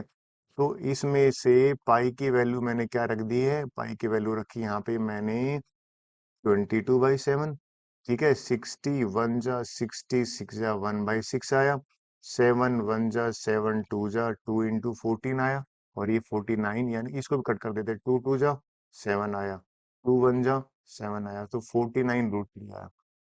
इसमें अगर आप एलसीएम देखो, पहले तो कट ही हो रहा है ना, इसको कट कर लेते हैं, 2 1 जा डिनोमिनेटर में 3 आ गया। अगर आप इसका एलसीएम ले लेते हो, एलसीएम से पहले ये बताओ कि इतना छोड़ दोगे तो भी चलेगा, कोई दिक्कत नहीं, ठीक है। ये मेरा एक्चुअल में माइनर सेगमेंट है। अब माइनर सेगमेंट का एरिया अगर आ गया है तो मेजर का कैसे निकालेंगे, पूरे सर्कल में से, मेजर ये वाला एरिया है ना, पूरे सर्कल में से अगर मैं माइनर का माइनस कर देता हूं तो मेरा मेजर का आ जाएगा। यानी कि व्हाट आई डिड, कि पूरा सर्कल का एरिया कितना होता है, सर्कल का एरिया होता है πr², ठीक है। सर्कल का एरिया में से माइनर सेगमेंट का एरिया, माइनर सर्कल का πr² होता है, पाई 14 × 14। ये तो भैया अभी कैलकुलेट करा है, माइनस बाहर है तो ये वाला प्लस बन जाएगा। इसका 7 से कट कर लेते, 7 1 जा 7 2 जा 28 आया। इनको सिंप्लीफाई कर लेते हैं, सिंप्लीफाई करने पर एलसीएम ले लीजिए, इन दोनों का तो एलसीएम लेके हो ही सकता है। तो एलसीएम लेके आपका अगर ये आंसर आ रहा है तो बिल्कुल ठीक है, आप एक बार कैलकुलेशन देख लीजिए, क्वेश्चन इजी है। देखिए, अब 75th क्वेश्चन देखो, सेम है, बस इसने ये रेडियस चेंज करी है, तो इस क्वेश्चन को शायद रिपीट करने की जरूरत नहीं है। नेक्स्ट चैप्टर देख लेते हैं, surface area and volume chapter का इंपॉर्टेंट पॉइंट्स कर लेते हैं। ये इजीली इजी स्कोर चैप्टर का, तो मैं ये क्वेश्चन देखिए क्या कहते हैं। कहते हैं टू क्यूब है, उनके और 10 सेंटीमीटर ज्वाइन टुगेदर। सबसे पहले डायग्राम बना लीजिए, कभी भी डायग्राम बनाओगे तो दिक्कत नहीं आएगी, ठीक है। फिर कहता है कि इनका टोटल सरफेस एरिया है ना वो 1200 है। चेक कर लेते हैं निकाल के टोटल सरफेस, इसमें लेंथ आपको पता है 20 हो जाएगी। टोटल सरफेस एरिया का जो फार्मूला होता है वो होता है 2L+B+H। जब इसको मैंने निकाला तो आपने देखा कि भैया ये तो 1000 आ रहा है, और 1200 है, यानी कि 1200 के बराबर नहीं है, तो ये वाली स्टेटमेंट तो हो गया फॉल्स पहले वाला। फिर कहते हैं each surface of cube 10 centimetre. हर एक का, अच्छा ये तो आप भी एग्री करोगे भी, जो क्यूब है ना उसके हर एक फेस का एक स्क्वायर होता है, तो 10 × 10 करोगे तो उसका तो 100 आ रहा है। बट ये इसको जस्टिफाई नहीं कर रहा है ना, तो मैंने डी को टिक करा है, यानी कि ए वाला तो फॉल्स है और आर वाला ट्रू है। तो अगर आपका भी आंसर डी है तो बिल्कुल ठीक है। चलिए नेक्स्ट कर लेते हैं। 77 वाले में क्या कर रहा है, कहता है ये अच्छा क्वेश्चन है भाई, इसको इंपॉर्टेंट मार्क करता हूँ। इसको मैंने अच्छा क्यों कहा, ये कह रहा है कि भाई C S of right circles दे रखा, हमें सी एस से दे रखा है। सी एस ए का फार्मूला ये होता है ना, ये दे रखा है, ठीक है। अब दूसरा कह रहा है, अगर आप नोट करो कि वॉल्यूम भी है, लेकिन एक अंदर की बात है ना, आर पता है ना एच पता है, और हमसे कह रहा है कि भाई एच निकालो। तो इस केस में कभी भी याद रखना, ऐसे केस में कभी आ जाए ना, तो दो इक्वेशन बन गई, दो कौन सी बन गई भैया, जो सी एस ए का फार्मूला होता है ये होता है, टू को वहां भेज दिया तो पाई आर एच ये आ गया, volume pi R square H होता है। इन दोनों इक्वेशन को मैं आपस में डिवाइड कर देता हूँ, डिवाइड करने से कैंसिल हो जाएगा, और कैंसिल होने से यहाँ पे बचा क्या, देखिए क्या मैं किस तरह से कर रहा हूँ, इक्वेशन सेकंड को ऊपर लिखा, तो ये पाई आर स्क्वायर एच ऊपर लिख दिया, ये पाई आर एच नीचे लिख दिया, पाई से पाई कैंसिल हुआ, इससे ये कैंसिल हुआ, आर बचा, ये ऊपर लिख दिया, 88 नीचे लिख दिया, यानी कि 4 रेडियस आ गई 14। हमें तो हाइट चाहिए थी ना, इस वाले में मुझे अगर हाइट चाहिए थी तो पाई और आर को डिनोमिनेटर में भेज दिया, 22/7, 22 1 जा 22 4 जा, ठीक है, 7 1 जा 7, 2 जा, तो 2 सेंटीमीटर आ गया। बट अच्छा क्वेश्चन कहूंगा इसमें, बिना आर और एच के आंसर निकालना था, ठीक है। देखिए ये है बुक का क्वेश्चन, कहता है कि भैया एक wooden article was made scooping hemisphere from, cylinder था, यहां से हेमिस्फीयर वाला पार्ट स्कूप करके निकाला है आइसक्रीम की तरह ना।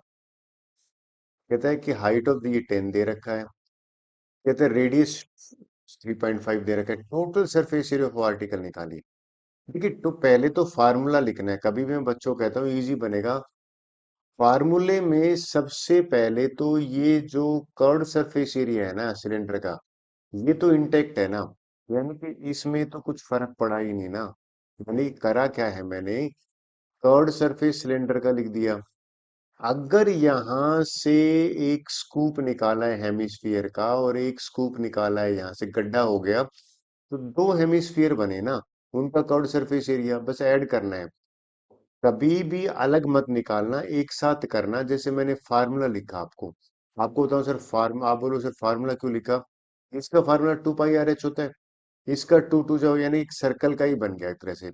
एक्चुअल में फार्मूला लिखने से कॉमन आ जाता है। कॉमन क्यों आया यहाँ पे, देखिए यहाँ पे भी 2πR है, यहाँ पे भी 2πR है। कॉमन से पाई की वैल्यू एक ही बार पुट करनी पड़ेगी, और इससे कैलकुलेशन इजी हो जाती है।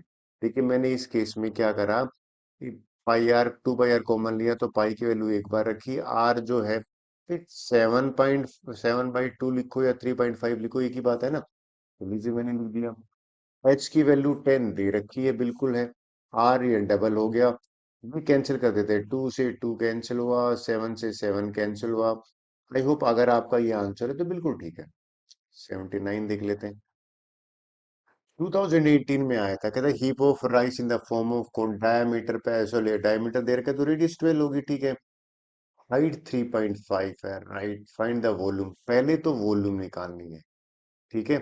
फिर हाउ मच कैनवास, ये सेकंड पार्ट हो गया। वॉल्यूम का फार्मूला तो भैया 1/3 πr स्क्वायर एच होता है, तो इस वाले में मैंने सबसे पहले 1/3 πr स्क्वायर एच कर दिया। पाई आर दे रखा है 12 और 12 एच दे रखा है 3.5 है। कैंसिल कर लेते हैं ना, 3 1 जा, 3 4 जा, 7 1 जा, और यहाँ पे 0.5 करा तो 528 आया। इसमें इशू नहीं आती, लेकिन बच्चे कहते सर कैनवस का कैसे निकाले? भैया कैनवस का फार्मूला है सीएस से निकालना पड़ेगा। सीएस के लिए मुझे चाहिएगी स्लेंट हाइट। अब स्लेंट हाइट देखिए, स्लेंट हाइट है ये वाली, तो ओबियसली आप पाइथागोरस से करेंगे। तो पाइथागोरस से सबसे पहले इसकी स्लेंट हाइट निकाली, कैसे निकाली मैं आपको बता के दिखाता हूँ। देखिए, स्लेंट हाइट यहाँ पे हो जाएगी रेडियस, यानी कि हाइट और रेडियस का स्क्वायर करा। 156.25 12.5 आ गया। 12.5 को मैंने यहाँ पुट कर दिया। इसको सिंप्लीफाई करने पर, कई बच्चे कहते हैं सर फ्रैक्शन में आंसर छोड़ सकते हैं, बिल्कुल छोड़ सकते हैं। डेसिमल ज्यादा अप्रोप्रिएट होता है, लेकिन फ्रैक्शन में भी एनसीईआरटी के पीछे आंसर लिखे हुए हैं। आई होप ये आपको क्लियर समझ में आया होगा। 80 क्वेश्चन देखते हैं क्या कह रहे हैं। पहले तो डायग्राम बनाते हैं, राइट सर्कुलर सिलेंडर। ठीक है भैया, ये लीजिए डायग्राम बना देते हैं राइट सर्कुलर सिलेंडर। और ये कहता है कि इसके अंदर से एक कोन, ढंग से देखना भैया, अच्छा क्वेश्चन है। कहता है एक कोन है ना, सेम हाइट है सेम रेडियस है, कट आउट कर रहा है। अगर मैं ये कोन निकाल लेता हूं ना, तो जो पीछे जगह बचेगी वो कोन की बचेगी। Total surface area of solid निकालना है। देखिए, इस सिलेंडर के सीएसए में कोई फर्क नहीं पड़ा, ऊपर वाले में फर्क नहीं पड़ा, बस ये कोन जो बनी है ना, इसका सीएसए और ऐड कर देते हैं। वापिस से बता दो मैंने क्या बोला है। सिलेंडर का सीएसए, अच्छा आप बोलो सर सिलेंडर का टॉप है, क्योंकि ये जो मैं शेड कर रहा हूँ ना, इस एरिया पे तो कोई फर्क पड़ा ही नहीं ना, तो इसका एरिया और कौन का सीएसए। पहले इनके फार्मूले लिखते हैं। फार्मूले क्यों लिखे हैं, देखिए कॉमन आ जाएगा। इसका फार्मूला तो 2 π r h होता है ना। आपको नहीं लगता पाई आर तो सब में प्रेजेंट है? तो मैंने पाई आर बाहर ले लिया। जब पाई आर बाहर लिया तो यहाँ से 2h बचा, यहाँ से आर बचा, यहाँ से एल बचा। अच्छा, इसका फायदा पता क्या होगा? अब आपको पाई की वैल्यू एक बार पुट करनी पड़ेगी, ये इजी हो जाएगा। देखिए मैंने क्या करा है, आर भी रखा, पाई भी रखी, और यहाँ से कट करूंगा 7 1 जा, यानी कि 0.1 बन गया। तो देखा जाए तो 0.1 को तो 22/10 ही कर लीजिए। इसको सिंप्लीफाई किया तो 8 आया। अगर आपका आंसर ये आ रहा है, मेरी सबसे कैलकुलेशन इजी हो जाती है कॉमन लेने से, मैं तो इतना ही कहता हूँ। डन। 81 क्वेश्चन देखते हैं। क्वेश्चन क्या कह रहा है देखिए भैया, 3 नंबर में आ रखा है। कहता है कि भैया एक क्यूब है, क्यूब के ऊपर एक हेमिस्फीयर है, ठीक है। Total surface area of A block निकालना है। देखिए सिंपल सा फंडा बताओ। इसने हेमिस्फीयर की रेडियस 3.5, डायमीटर 3.5 दे रखा है ना, इसको 2 से डिवाइड किया, 20 10 हटाया तो 5 7 जा, 5 4 जा, ये मेरा रेडियस आ गई किसकी, हेमिस्फीयर की। अगर टोटल सरफेस एरिया चाहिए तो देखिए 5 फेस पे तो कुछ चेंज होगा ही नहीं ना, यानी कि 5 के तो 5 फेस एज इट इज लिख दिए मैंने। ये लिख, एज इट इज का मतलब है 5 फेस क्यूब में तो कोई फर्क नहीं है। ये जो टॉप है ना ऊपर वाला, अगर मैं हेमिस्फीयर उल्टा करके रखता हूं ना, तो एक्चुअली में ये पोर्शन बचता है। ये पोर्शन कैसे निकालोगे आप? भैया एक फेस का एरिया में से सर्कल का एरिया माइनस कर दिया, और ये नया ऐड हुआ है हेमिस्फीयर का थर्ड सरफेस। तो देखा जाए ना तो 5 फेस का कितना होता है, आप भी एग्री करोगे, तो सिर्फ 5 फेस स्क्वायर होता है। आपने ध्यान दिया, ये तो भैया वापस से 5 है और ये 6 a स्क्वायर बन गया। ये लाइक टर्म है, यहाँ से पाई आर स्क्वायर आ गया। तो फार्मूला मेरा फाइनली ये बना। इस फार्मूले में मैं ए की वैल्यू पुट करता हूँ, आर की वैल्यू पुट करता हूँ। ए और अगर आर मैं पुट कर देता हूँ, तो मेरे पास जो आंसर आता है ना, वो आ जाता है 216। तो यहाँ से आ गया, और इसको 7 से 7 काटा, 11 आ गया, यहाँ पे 2 आ गया, 8। यानी कि इतना कर देते हैं तो आपको फुल मार्क्स मिलेंगे। करेक्ट। लेकिन इस केस में क्या कह रहा है, ये तो भैया 2016 में आया था, बाद में भी आया हुआ है। एक टेंट है, नीचे सिलेंडर है, ऊपर क्या दे रखा है, कौन दे रखी है, ठीक है। हमसे कह रहा है, दो चीजें पूछ रही है। कहता है भैया स्लैंट टाइट भी दे रखी है, find the cost of canvas, no need to tent. अगर कैनवस की कॉस्ट निकालनी है तो सीएसए दोनों का निकालना पड़ेगा। तो सबसे पहले क्या करेंगे, सीएस से निकालने की बात हो रही है ना, तो लीजिए बिल्कुल इसको मैं इस तरह से समझाता हूँ आपको। भैया सिलेंडर का सीएस से और कोन का सीएस से ऐड कर देते हैं। सिलेंडर का 2 पाई आर एच होता है, कोन का पाई आर एल होता है। पाई और आर कॉमन ले लिया, ठीक है। आर दे रखा है 3/2, ये लीजिए भैया 3/2 लिख दिया। एच दे रखा है 2.1, ये लो 2 × 2.1 कर दिया। एल दे रखा है स्लैंट हाइट, तो मेरे को लगा 33 इसका आ गया। हमें तो 500 से मल्टीप्लाई भी करना है क्योंकि टोटल कॉस्ट निकालना है। आपको अगर ये आंसर आ रहा है तो बिल्कुल ठीक है, ये तो एज कम्पेरेटिवली इजी था। 83rd क्वेश्चन देखिए, इस चैप्टर का लास्ट क्वेश्चन। कहते एक टॉय है, बिल्कुल ठीक है, नीचे हेमिस्फीयर है, ऊपर सिलेंडर है। हमें क्या दे रखा है, क्यू वॉल्यूम दे रखी है, हमें रेडियस दे रखी है। हमको देखो पहले तो हाइट निकालनी है पहली चीज, फिर कोस्ट पेंटिंग की कर रहे हैं। हाइट निकालने लेते हैं, चलिए बिल्कुल ठीक है। हाइट निकालने का सीधा सा तरीका क्या है, हमें वॉल्यूम दे रखी है ना, वो वॉल्यूम होगी सिलेंडर के, सॉरी इसकी हेमिस्फीयर की और कोन की वॉल्यूम ऐड कर दिया। 1/3 पाई आर स्क्वायर कॉमन ले लिया, यहाँ से 2 आर बचा और यहाँ से एच बचा। आर की वैल्यू 7/2 दे रखा है, बिल्कुल ठीक है। एच की वैल्यू पता नहीं रखी, और ये दे रखी है 1, ये देखिए। पहले काम करते हैं, ये 6 और ये 3 × 2 6 कैंसिल कर देता हूँ। फिर ये वाला 7 इस 7 से कैंसिल हो गया। ये 2 × 1 ये 11 आ गया, तो ये तो 77 बना। फिर 77 यानी कि यहाँ से 7 + H बना, यहाँ सिर्फ 101 बचा। कैलकुलेशन आसान होगी, कैसे होगी, क्योंकि मैंने इनको कॉमन ले लिया। अब देखिए, अब ये 77 को मैं यहाँ ट्रांसपोज कर दिया, तो 11 से काटा तो 91/7 आया। एग्री। अब 91/7 को वहां भेज दिया, 91/7 × 7 करा, तो एच की वैल्यू यहाँ पे 6 आ गई।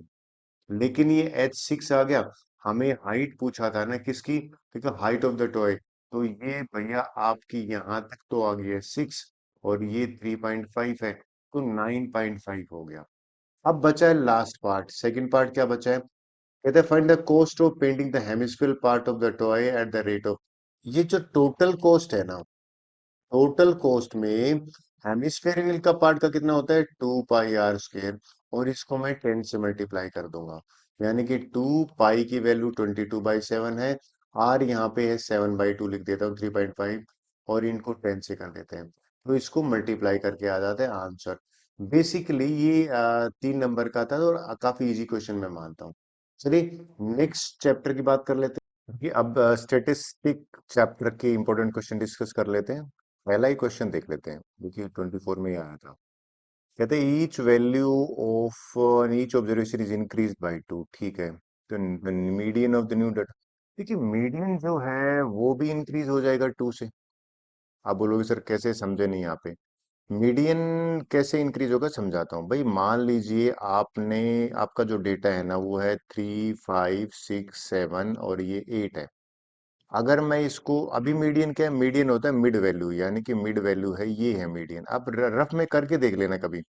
ईच ऑब्जर्वेशन को 2 से बढ़ा दीजिए, प्लस का 2 करा तो 5 हो गया, ये करा तो 7 हो गया, ये करा तो 8 हो गया, ये करा तो 9 हो गया, ये करा तो 10 हो गया। तो आप बताइए, ऑब्जर्वेशन जो थी ना मीडियन का, वो भी इंक्रीज हुआ है। तो अगर आपका ए ऑप्शन है तो बिल्कुल करेक्ट है। कभी अटक जाओ तो करके देख लो। नेक्स्ट देखते हैं। कहता है कि find the median class. Median class के लिए मुझे टोटल एन पता होना चाहिए। एन निकाल लेते हैं। देखिए अगर आपने नोट करा तो 52 है वो एन है, लेकिन मीडियन क्लास के लिए मुझे सी एफ निकालना पड़ेगा। तो इसका सी एफ तो 8 होगा, इन दोनों को ऐड करोगे तो कितना हो जाएगा, 23। इनको फिर ऐड करोगे तो ये कितना हो जाएगा, 44, और इनको 44 में ऐड करोगे तो 52 हो जाएगा।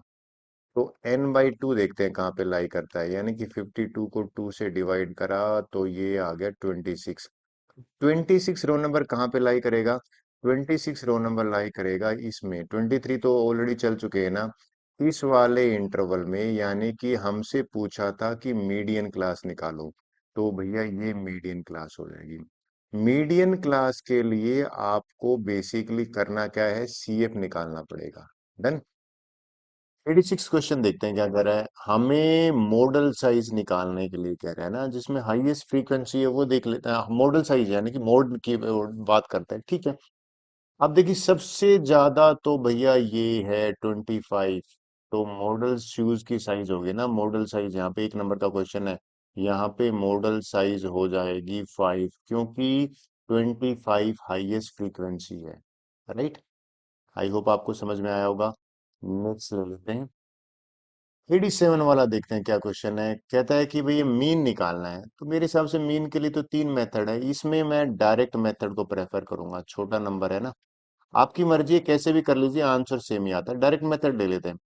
स्टेप 1 क्या है इसका, भैया क्लास मार्क निकालिए। ऐसे आपने लिख लिया, क्लास मार्क निकालते हैं तो बिल्कुल ठीक है। क्लास मार्क होता है, अगर आप भूल गए हो तो याद दिलाता हूँ, लोअर लिमिट इसका ऐसे निकालते थे, लोअर लिमिट प्लस में अपर लिमिट डिवाइड बाई 2।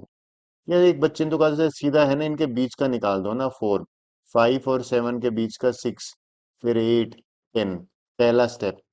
अगले कॉलम में तो फ्रीक्वेंसी लिख लेते हैं, फ्रीक्वेंसी 40 है, ठीक है। फिर आपको पता है डायरेक्ट मेथड में कि ये जो फार्मूला था ना डायरेक्ट मेथड का, उसमें x I F I multiply करते थे। भाई कैसे मल्टीप्लाई करते थे बताता हूँ। इन दोनों को मल्टीप्लाई किया, 4 इंटू 5 20 आया, 6 इंटू 10 आया 60, और इसी तरह 12 इंटू 8 120। इनको ऐड कर ये सिग्मा तो सम को कहता है, ऐड कर लिया। फ्रीक्वेंसी का ये बेसिकली जो ये है ना सिग्मा एफ आई जो लिखते हैं, ये एक्चुअल में एन भी लिख देते हैं, एक ही बात है। अब डायरेक्ट मेथड अप्लाई कर देते हैं। Sigma x I F I 350 है, ये 40 से डिवाइड किया, इससे कैंसिल कर देते हैं, 8.75 आंसर आ गया। इजी क्वेश्चन था मेरा मानना है। 88 क्वेश्चन देख लेते हैं भैया। अब क्वेश्चन आ गया किसका, मोड निकालने का, ठीक है देखते हैं। मोड में सबसे पहला जो स्टेप होता है ना, स्टेप 1, वो होता है हाईएस्ट फ्रीक्वेंसी वाली मॉडल क्लास को चूज किया जाए। तो मॉडल क्लास के लिए अगर आप नोट करोगे, हाईएस्ट फ्रीक्वेंसी है यहाँ पे ये वाला, ठीक है, ये लीजिए मॉडल क्लास। फिर आपको पता है कि ये जो फ्रीक्वेंसी है ना, ये F1 होगी। इससे पहले, F1 से पहले 0 आता है, इसके बाद F2 आता है। तो और ये L क्या होता है, L होता है लोअर लिमिट, यानी कि L यहाँ पे 60 है। करेक्ट। अब मैं यहाँ पे सिर्फ वैल्यू पुट कर देता हूँ, इस L की जगह पे मैं क्या पुट करूंगा। देखिए हमारे पास L आ गया, L लोअर लिमिट है, लोअर लिमिट यानी कि इसकी वैल्यू मैं रख देता हूँ 60, बिल्कुल ठीक है। अब F1 कितना है, ये रहा 12, ये भी रख देता हूँ। फिर F0 कितनी है, 10 रख दिया। फिर आप जाते हैं 2 टाइम F1, यानी कि 12 का 2 टाइम्स कर देते हैं, 12 का 2 टाइम। F0 कितना है, यहाँ पे 10 है, वैल्यू पुट कर देते हैं। F2 कितना है, यहाँ पे 6 है, और इस ब्रैकेट को बंद करके H से मल्टीप्लाई कर देते हैं, ठीक है। सिंप्लीफाई करते हैं, 60 प्लस में ये ऊपर आ गया 2, ठीक है। ये 24 है और ये 16 है, 24 में से 16 माइनस करूंगा, 8 आया। और यहाँ पे H जो है ना, मैंने H होता है क्लास साइज, यानी कि 60 और 80 में ये क्लास साइज है ना, डिफरेंस है, कितने का डिफरेंस है, 20 है, इसलिए से मैंने 20 रख दिया, ठीक है। चलिए अब कुछ सिंप्लीफाई करते हैं। 8 से 2 से 2, 4 2 जा, 4 5 जा, 2 से 2 कैंसिल हो गया। इस केस में 60 प्लस में 5 करेंगे तो 65 इसका मोड आया। मेरा मानना है इजी क्वेश्चन था, बस आप आंसर देख लीजिए मैच कर रहा है कि नहीं आपसे। सेम क्वेश्चन है देखिए। पहला स्टेप जो है ना, वो पहला स्टेप जो है वो है कि भैया select model, select model class को। मॉडल क्लास को कैसे सेलेक्ट करेंगे, कि पहला हाईएस्ट फ्रीक्वेंसी देखो ये रही, ये मॉडल क्लास होगी, राइट। इसके पहले यानी कि ये जो फ्रीक्वेंसी है ना, ये आ जाएगी, ये है F1। वन से पहले 0 आते हैं, ये F0 है, ये है F2।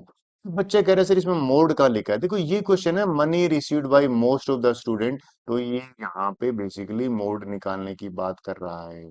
चलिए, और L क्या हो जाएगा, अगर L देखोगे तो लोअर लिमिट, लोअर लिमिट है भैया 80, ये लीजिए L 80 हो गया। फिर H क्या हो जाएगा, H हो जाएगा क्लास साइज, यहाँ पे गैप कितने का है, 100 माइनस 80 करोगे तो 20 है, इसको वैल्यू पुट करते हैं। L की जगह पे 80 रखा, ठीक है। F1 यहाँ पे 18 रख दिया, F0 12 है, 2 times F1 2 times 18 minus F0 12 है, और ये 5 है, और यहाँ पे ये 20 है। चलो सिंप्लीफाई कर लेते हैं। 80 तो एज इट इज आएगा, इसको सिंप्लीफाई करा तो 6 आया। 36 में से 17 माइनस ये करा, और यहाँ पे आ गया 20। तो 36 में से ये अगर माइनस करेंगे तो 80 तो एज इट इज आएगा, ठीक है। 6 डिवाइड, ये माइनस करने पर आपके आ रहा है ना, 16 में से 7 गया 9, और 2 में से 19 आ रहा है, राइट। और यहाँ पे 20 है, तो डेसिमल में आएगा, चलेगा, यानी कि 120 को 19 से डिवाइड करना है। अब देखो 120 को 19 से करेंगे तो 6, और यहाँ पे डेसिमल लगा देते तो 19 3 जा, यानी कि 6.3 के आसपास ही आ रहा है। एक डेसिमल ले लेते हैं। अगर आपका आंसर 86.3 आ रहा है ना, तो बिल्कुल ठीक है। मेरा मानना मोड तो आपको अच्छी तरह से समझ में आ गया होगा। एक क्वेश्चन देखते हैं नेक्स्ट क्या कह रहा है। इस क्वेश्चन में हमसे क्या कह रहा है कि मार्क्स दे रखे, find the mean marks. Well, simple सा तरीका है। पहला काम इंटरवल लिख लिया, दूसरा काम जो है ना वो है कि एक्स आई निकालते हैं। एक्स आई बीच का है, lower limit plus upper limit divide by 2। मेरा मानना ये भी आपको क्लियर हो गया। फिर इसकी फ्रीक्वेंसी, अच्छा आपको पता है, मैं अज्यूम्ड मीन मेथड ले लेता हूँ। चलिए, अज्यूम्ड मीन मेथड में हम क्या करते हैं, आपसे आंसर सेम है, डायरेक्ट से भी सेम है, जैसे मैंने इस केस में डायरेक्ट ले लिया, ठीक है। अब डायरेक्ट वाले में आपको फायदा क्या हो जाएगा, कुछ स्टेप नहीं बनते। इन दोनों को मल्टीप्लाई करा 60 आया, इन दोनों को मल्टीप्लाई किया 345 आया, इन दोनों को मल्टीप्लाई करा, और ये जो सम है ना, इस सम को, किसके सम को, ये जो क्लास है इनको डिवाइड कर दीजिए 100 से, यानी कि 2400 को 100 से डिवाइड करा, 240 का आंसर। डन। नेक्स्ट क्वेश्चन देख लेते हैं, क्योंकि ये क्वेश्चन क्या कह रहा है, इसमें हमसे कह रहा है अज्यूम्ड मीन मेथड से करो। जनरली लिखा नहीं आता, लेकिन यहाँ पे आ गया, तो अज्यूम मीन मेथड से करते हैं। ये मेरा इंटरवल है, ठीक है। इंटरवल के बाद में एक्स आई निकाला, करेक्ट। ऐसा एक्स आई निकाल दिया तो आपको एक चीज बता देता हूँ, ये जो फार्मूला है ना, इस फार्मूले में जो ए है ना वो अपनी मर्जी से सिलेक्ट करते हैं। सर क्राइटेरिया क्या है, बीच की वैल्यू ले लो। यहाँ पे मैंने 55 बीच की वैल्यू ले ली, डन। अगला स्टेप क्या है ना, वो मैं एक्स आई में डी आई जो बात कर रहा हूँ ना, इस डी आई में से ये 55 माइनस करूंगा, यानी कि ए जो है ना मेरा ये हो गया, करेक्ट। भाई ये माइनस करा 15 माइनस, यहाँ पे लिख देता हूँ, 15 में से 55 माइनस करूंगा, कितना आया, माइनस का 40। फिर 25 माइनस करूंगा, -30। अब ये मल्टीप्लाई करके ये वैल्यू आ गई। अगला स्टेप क्या है, अगला स्टेप है हमें एफ आई डी आई निकालना, राइट। ये लीजिए एफ आई डी आई निकाल दिया। अब मैं जो फ्रीक्वेंसी दे रखी है ना, इस फ्रीक्वेंसी में इन दोनों को मल्टीप्लाई कर रहा हूँ। -40 × 8 ये आ गया, -30 × 7 -210, -20 × 12, और ये नेगेटिव वालों को अलग से ले लेना, पॉजिटिव वालों को अलग से लेना, ये स्ट्राइक ऑफ होके 50 बचा। यहाँ पे सोल्व करूंगा ना, तो ए तो मेरा अज्यूम्ड मीन है 55 है, ये लो भैया 55 लिख दिया। एफ आई डी आई का सम कितना आया है, ये है एफ आई डी आई का सम, ये है 50, ये लीजिए 50 लिख देता हूँ। डिवाइड बाई कितना है, अगर सिग्मा का सम करो 100, तो 50/100 तो देखा जाए तो भैया ये आएगा 0.5। अगर आपका भी आंसर 55.5 आ रहा है, बिल्कुल ठीक है, कोई इशू नहीं है। अब ये लास्ट क्वेश्चन देखते हैं इस स्टैटिस्टिक्स का। इसमें हमसे एक्स और वाई निकालने के लिए कह रहा है, 4 नंबर में क्वेश्चन आया हुआ है, कार है देखिए, लेकिन एक क्वेश्चन में एक्स वाई में क्या है, मीन दे रखा है, राइट। पहला कॉलम है इंटरवल, लिख लिया, लिख लिया।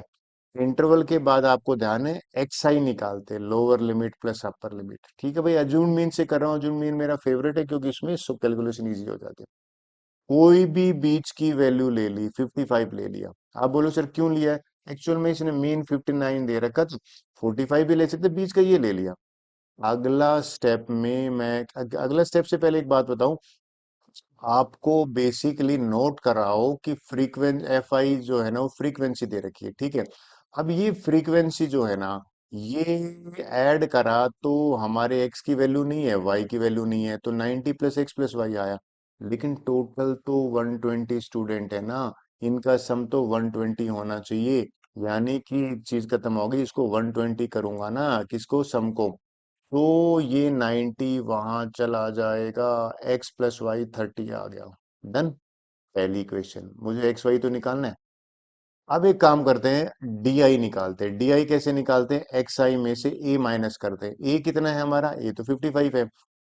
ये मैं 5 - 55 करूंगा तो भैया माइनस का 50 आया। इसमें से 55 माइनस करूंगा तो माइनस का 40 आया। इसमें से 55 माइनस करूंगा तो -30 आया।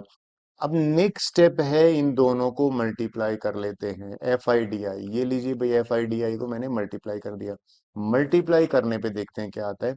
मल्टीप्लाई करने पे आया 1 × -50 -50, 3 × -40 -120, 7 × -30 -का 210, 10 × -20।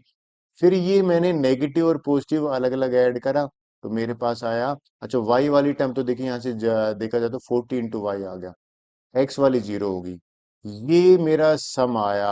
अब मैं सीधा पुट करने वाला हूँ फार्मूले में।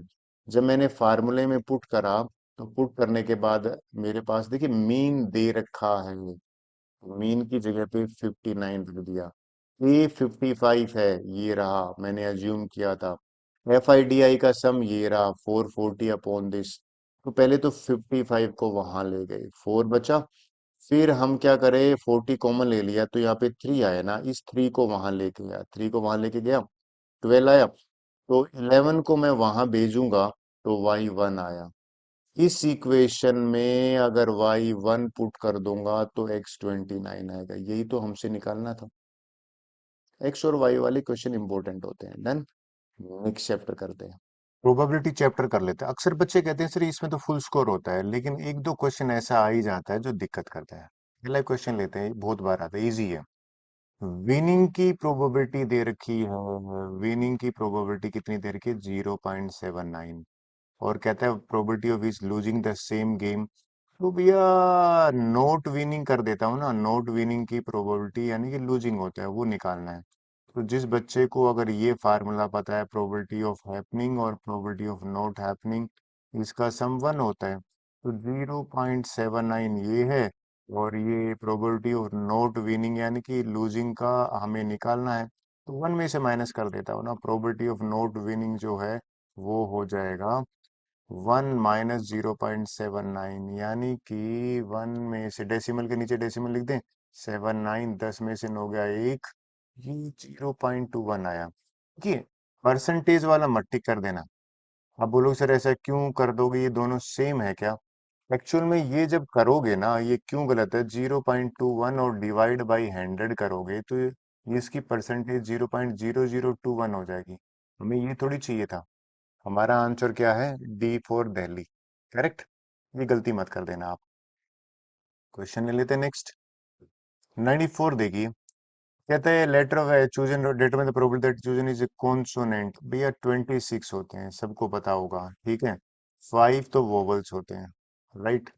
और 21 है वो कॉन्सोनेंट होते हैं। अब आपसे पूछा गया था भाई what is the probability of choosing a consonant. तो प्रोबेबिलिटी ऑफ कॉन्सोनेंट क्या हो जाएगा? 21 ऊपर आ जाएगा, नीचे आ जाएगा 26, टोटल आ जाते हैं। और कैंसिल हो रहा है? बिल्कुल नहीं हो रहा कैंसिल, तो छोड़ दीजिए, दिस इज आंसर। अगर आपसे ये इतना लिख देते तो बिल्कुल करेक्ट आंसर होगा। 1 नंबर का क्वेश्चन है। ये क्वेश्चन देखिए, ये मजेदार लगा भाई मुझे। कहते हैं व्हाट इज द प्रोबेबिलिटी, पहले तो ये बताइए टोटल कितने हैं। अगर यहाँ पे टोटल नंबर कितने हैं? 1 2 3 4 5 6 7 है, ठीक है। इस कंडीशन को सेटिस्फाई करने वाले कितने हैं? तो इस कंडीशन को सेटिस्फाई करने के तो 0 का स्केयर 4 से नीचे आएगा, बिल्कुल ठीक है। -1 का स्केयर यहाँ पे बगल में लिख देता हूँ, जिससे कि 0। -1 का स्केयर करके देखोगे बिल्कुल कम आ रहा है, +1 का करके देखोगे बिल्कुल कम आ रहा है, 2 का करके देखोगे तो बराबर आ रहा है। बराबर भी चलेगा, इनइक्वलिटीज का साइन है। -2 का करोगे तो भी बराबर है, 3 को नहीं कर सकते ना। तो इसमें टोटल जो है ना वो 5 फेवरेबल हैं, है ना, 5। तो यहाँ पे जो प्रोबेबिलिटी पूछ रहे हैं ना, तो नीचे तो टोटल 7 आ जाएगा, ऊपर 5 आ जाएगा। अगर ये आपका आंसर आ रहा है तो बिल्कुल ठीक है। 96 देखो। डाइस इज थ्रोन ना, एक ही डाइस है तो कोई बात नहीं, बड़ा आसान हो गया। तो सैंपल स्पेस लिख लीजिए भैया, 2 नंबर का है। 1 2 3 4 5 6, ठीक है। कहता है कि what is the probability of prime number, first वाला पूछा है तो भैया प्राइम नंबर निकालते हैं। प्राइम नंबर जो है वो किसी की टेबल में नहीं आते, 2 3 5, ठीक है।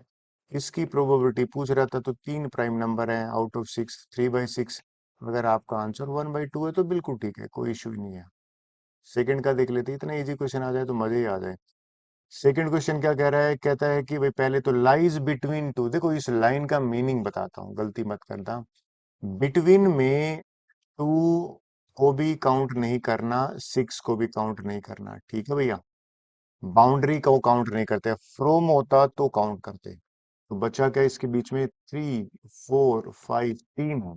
तो यहाँ पे प्रोबेबिलिटी हो जाएगी, फेवरेबल है 3, टोटल है 6, आंसर है 1/2। अगर आपका आंसर 1/2 है तो बिल्कुल ठीक है ना। ये क्वेश्चन देखिए भैया, अरे भैया इसका मीनिंग भी समझाता हूँ आपको। थ्री डिस्टिंक्ट क्वाइन है ना, देखिए तीन क्वाइन को फेंकोगे, पहले सैंपल स्पेस लिखते हैं। तीनों पे हेड आ सकता है, बिल्कुल आ सकता है। पहले पे हेड, दोनों पे टेल आ सकता है। ये भी तो हो सकता है कि जो हेड है वो बीच वाले पे आए। ये भी तो हो सकता है कि ये जो है थर्ड पे आए। ये भी हो सकता है ना, दो हेड है और एक टेल आए, तो ये टेल बीच वाले पे भी तो आ सकता है, और ये टेल पहले वाले पे भी आ सकता है। और ये भी तो हो सकता है तीनों पे टेल आए। ध्यान में रखना, टोटल यहाँ 8 बन रहे हैं, क्लियर। और एक फार्मूला भी है इसका, किसी टीचर भूल गया हो तो 2 की पावर 3 जितने क्वाइन है तो 8 आएगा। कहते एटलीस्ट टू हेड, इसका मीनिंग बताता हूँ। एटलीस्ट टू हेड का मीनिंग, देखिए एटलीस्ट टू हेड का मतलब है मिनिमम दो, तीन भी दो मैं कहूँ ना कि एटलीस्ट दो समोसे लाना, यानी कि तीन भी चलेंगे। दो हेड वाले चाहिए, दो हेड वाले कहाँ है भैया, ये रहे, तीन भी चलेंगे। पहले तो दो हेड वाले भी चलेंगे, दो हेड वाला एक ये है, ठीक है, एक ये है और एक ये है।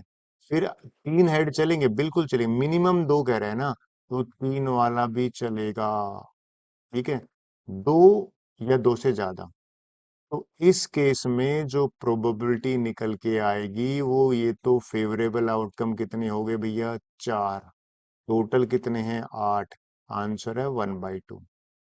एग्री कर रहे हो। अब क्वेश्चन आता है सिर्फ दूसरे में, एटमोस्ट का मीनिंग समझाता हूँ। एटमोस्ट का मतलब देखिए, ध्यान में रखना।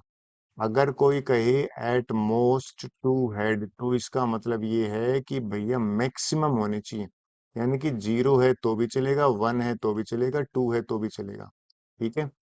तो 0 हेड वाला तो एक का मतलब है तीनों पे टील आ जाए, ठीक है। 1 हेड वाला भैया ये रहा, यानी कि HTT, आ THT और TTH। और 2 हेड वाले ये रहा भैया, अभी करा था हमने, HHT और THH और HTH। तो यार इसमें टोटल देखोगे तो 3 3 6 7 आ गया। अगर ये 7 आए हैं, फेवरेबल आउटकम 7 है, डिवाइड बाई 8 कर दूंगा। एटमोस्ट का मतलब है मैक्सिमम 2, 1 भी चलेगा, 0 भी चलेगा। आई होप ये आपको समझ में आना चाहिए, 11th में भी काम आता है। इस क्वेश्चन को देख लीजिए, ये बड़ा इजी क्वेश्चन है यार। नहीं, मोस्ट इंपोर्टेंट कहूंगा, सबसे ज्यादा बच्चों ने कहा सर ये डिफिकल्ट लगा हमें, छोड़ आए थे। था भी कितने नंबर का, 4 नंबर का। इसको समझाता हूँ भैया।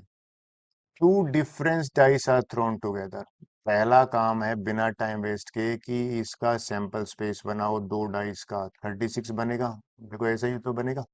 टोटल कितने बन गए, टोटल 36 बनेंगे। सभी क्या चीज है, 1 1 भी आ सकता है, 2 1 2 भी आ सकता है, 1 3 भी। कहता है कि फाइंड निकालो कि सम इवन आए। सम इवन का मतलब है कि, ध्यान से रखना, सम इवन का मतलब है कि सम है ना। 98 क्वेश्चन देखते हैं क्या कह रहा है। कहता है भाई दो डाइस थ्रो करी गई हैं, find the probability number of 10 have even. ये अच्छा क्वेश्चन है, इंपॉर्टेंट क्वेश्चन है। इवन सम आना चाहिए, यानी कि सम जो है ना, या तो क्या हो, 2 हो या 4 हो या 6 हो, इस तरह से, और लास्ट 12 तक जा सकता है। देखिए इवन सम देखते हैं, काउंट करते हैं हर एक रो में कितने हैं। ये वाला इवन सम है, 1 + 1 2 है, 1 + 3 अगर देखो ये भी है, 1 + 5 है ये भी, यानी कि यहाँ पे 3 है। और यहाँ पे अगर आप नोट करो, ये भी यहाँ पे है, देखिए 2 + 1 करोगे तो ये भी, अगर आपने नोट करा तो 4 आ रहा है, इवन आ रहा है। ये भी अगर आपने देखा तो इवन आ रहा है, ये भी इवन 3 है, यानी कि टोटल 36 है ना। तो इवन सम जो है वो इवन सम वाले टोटल 18 आ रहे हैं। तो हमसे प्रोबेबिलिटी पूछी थी ना, तो इस केस में आंसर हो जाएगा 18, और नीचे टोटल 36, यानी कि 1/2 आंसर आ रहा है। क्योंकि हर एक रो में 3 है, यहाँ पे 3 आ रहे हैं, यहाँ पे भी 3 आ रहे हैं। तो सिमिलरली मान के चलिए यहाँ पे 6 रोज हैं, तो टोटल 18 हो जाएंगे। नेक्स्ट पार्ट देखते हैं। इवन प्रोडक्ट है। इवन प्रोडक्ट का मतलब है कि कोई भी जैसे अगर 1 into 1 करेंगे तो यहाँ पे तो 1 प्रोडक्ट आ रहा है। इवन प्रोडक्ट में एक नंबर है वो इवन होना चाहिए, एक नंबर इवन होना चाहिए। तो कर लेते हैं। तो पहले तो ये बताओ, ये पूरी सीरीज है ना इवन प्रोडक्ट की है। उसके बाद ये इवन प्रोडक्ट की सीरीज है। ये मतलब ये रो है, ये इवन प्रोडक्ट की रो है। तो देखा जाए तो इसमें टोटल कितने हो गए, यहीं तक ही एक अगर आप नोट करो तो 18 हो गए। लेकिन ये भी तो इवन दे रहा है, जिसके ऊपर मैं अंडरलाइन कर रहा इन सर्कल कर रहा हूँ ब्लैक से। ये भी तो इवन कर रहा है। एग्री।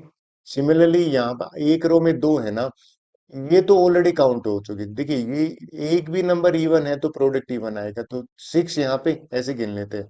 6 और 6 ये कितने हो गए, ये हो गए 12, और 12 और 6 कितने हो गए, ये हो गए 18। ठीक है। 18 के बाद ये हो गया 1, 18 तो मैं यहाँ पे लिख लेता हूँ, यानी कि 18 प्लस में यहाँ पे हो गया 1 और 2। ठीक है। ये भी इवन देगा, ये भी इवन देगा। एक नंबर इवन है तो प्रोडक्ट जो है जो इवन आएगा, ये हो गया। सिमिलरली इस लाइन में भी ये 5 2 जा 10 और 5 4 जा यहाँ पे कितना आ जाएगा, ये 20 आ गया। फिर देखिए ये भी अगर आप देखो 6 2 जा 12, और ये भी हो गया। सिमिलरली यहाँ पे भी, यानी कि ये 3, फिर ये भी 5 6 जा 30, और ये 6। तो यहाँ पे ये 3 3 6, फिर इसमें भी अगर आप नोट करो तो टोटल हमारे पास इस लाइन में 3 आए। ठीक है। इस वाले में भी 3 आए, राइट, इसमें भी 3 आए। तो 3 3 जा 9, तो 9 हो गया, वे 27 हो गए।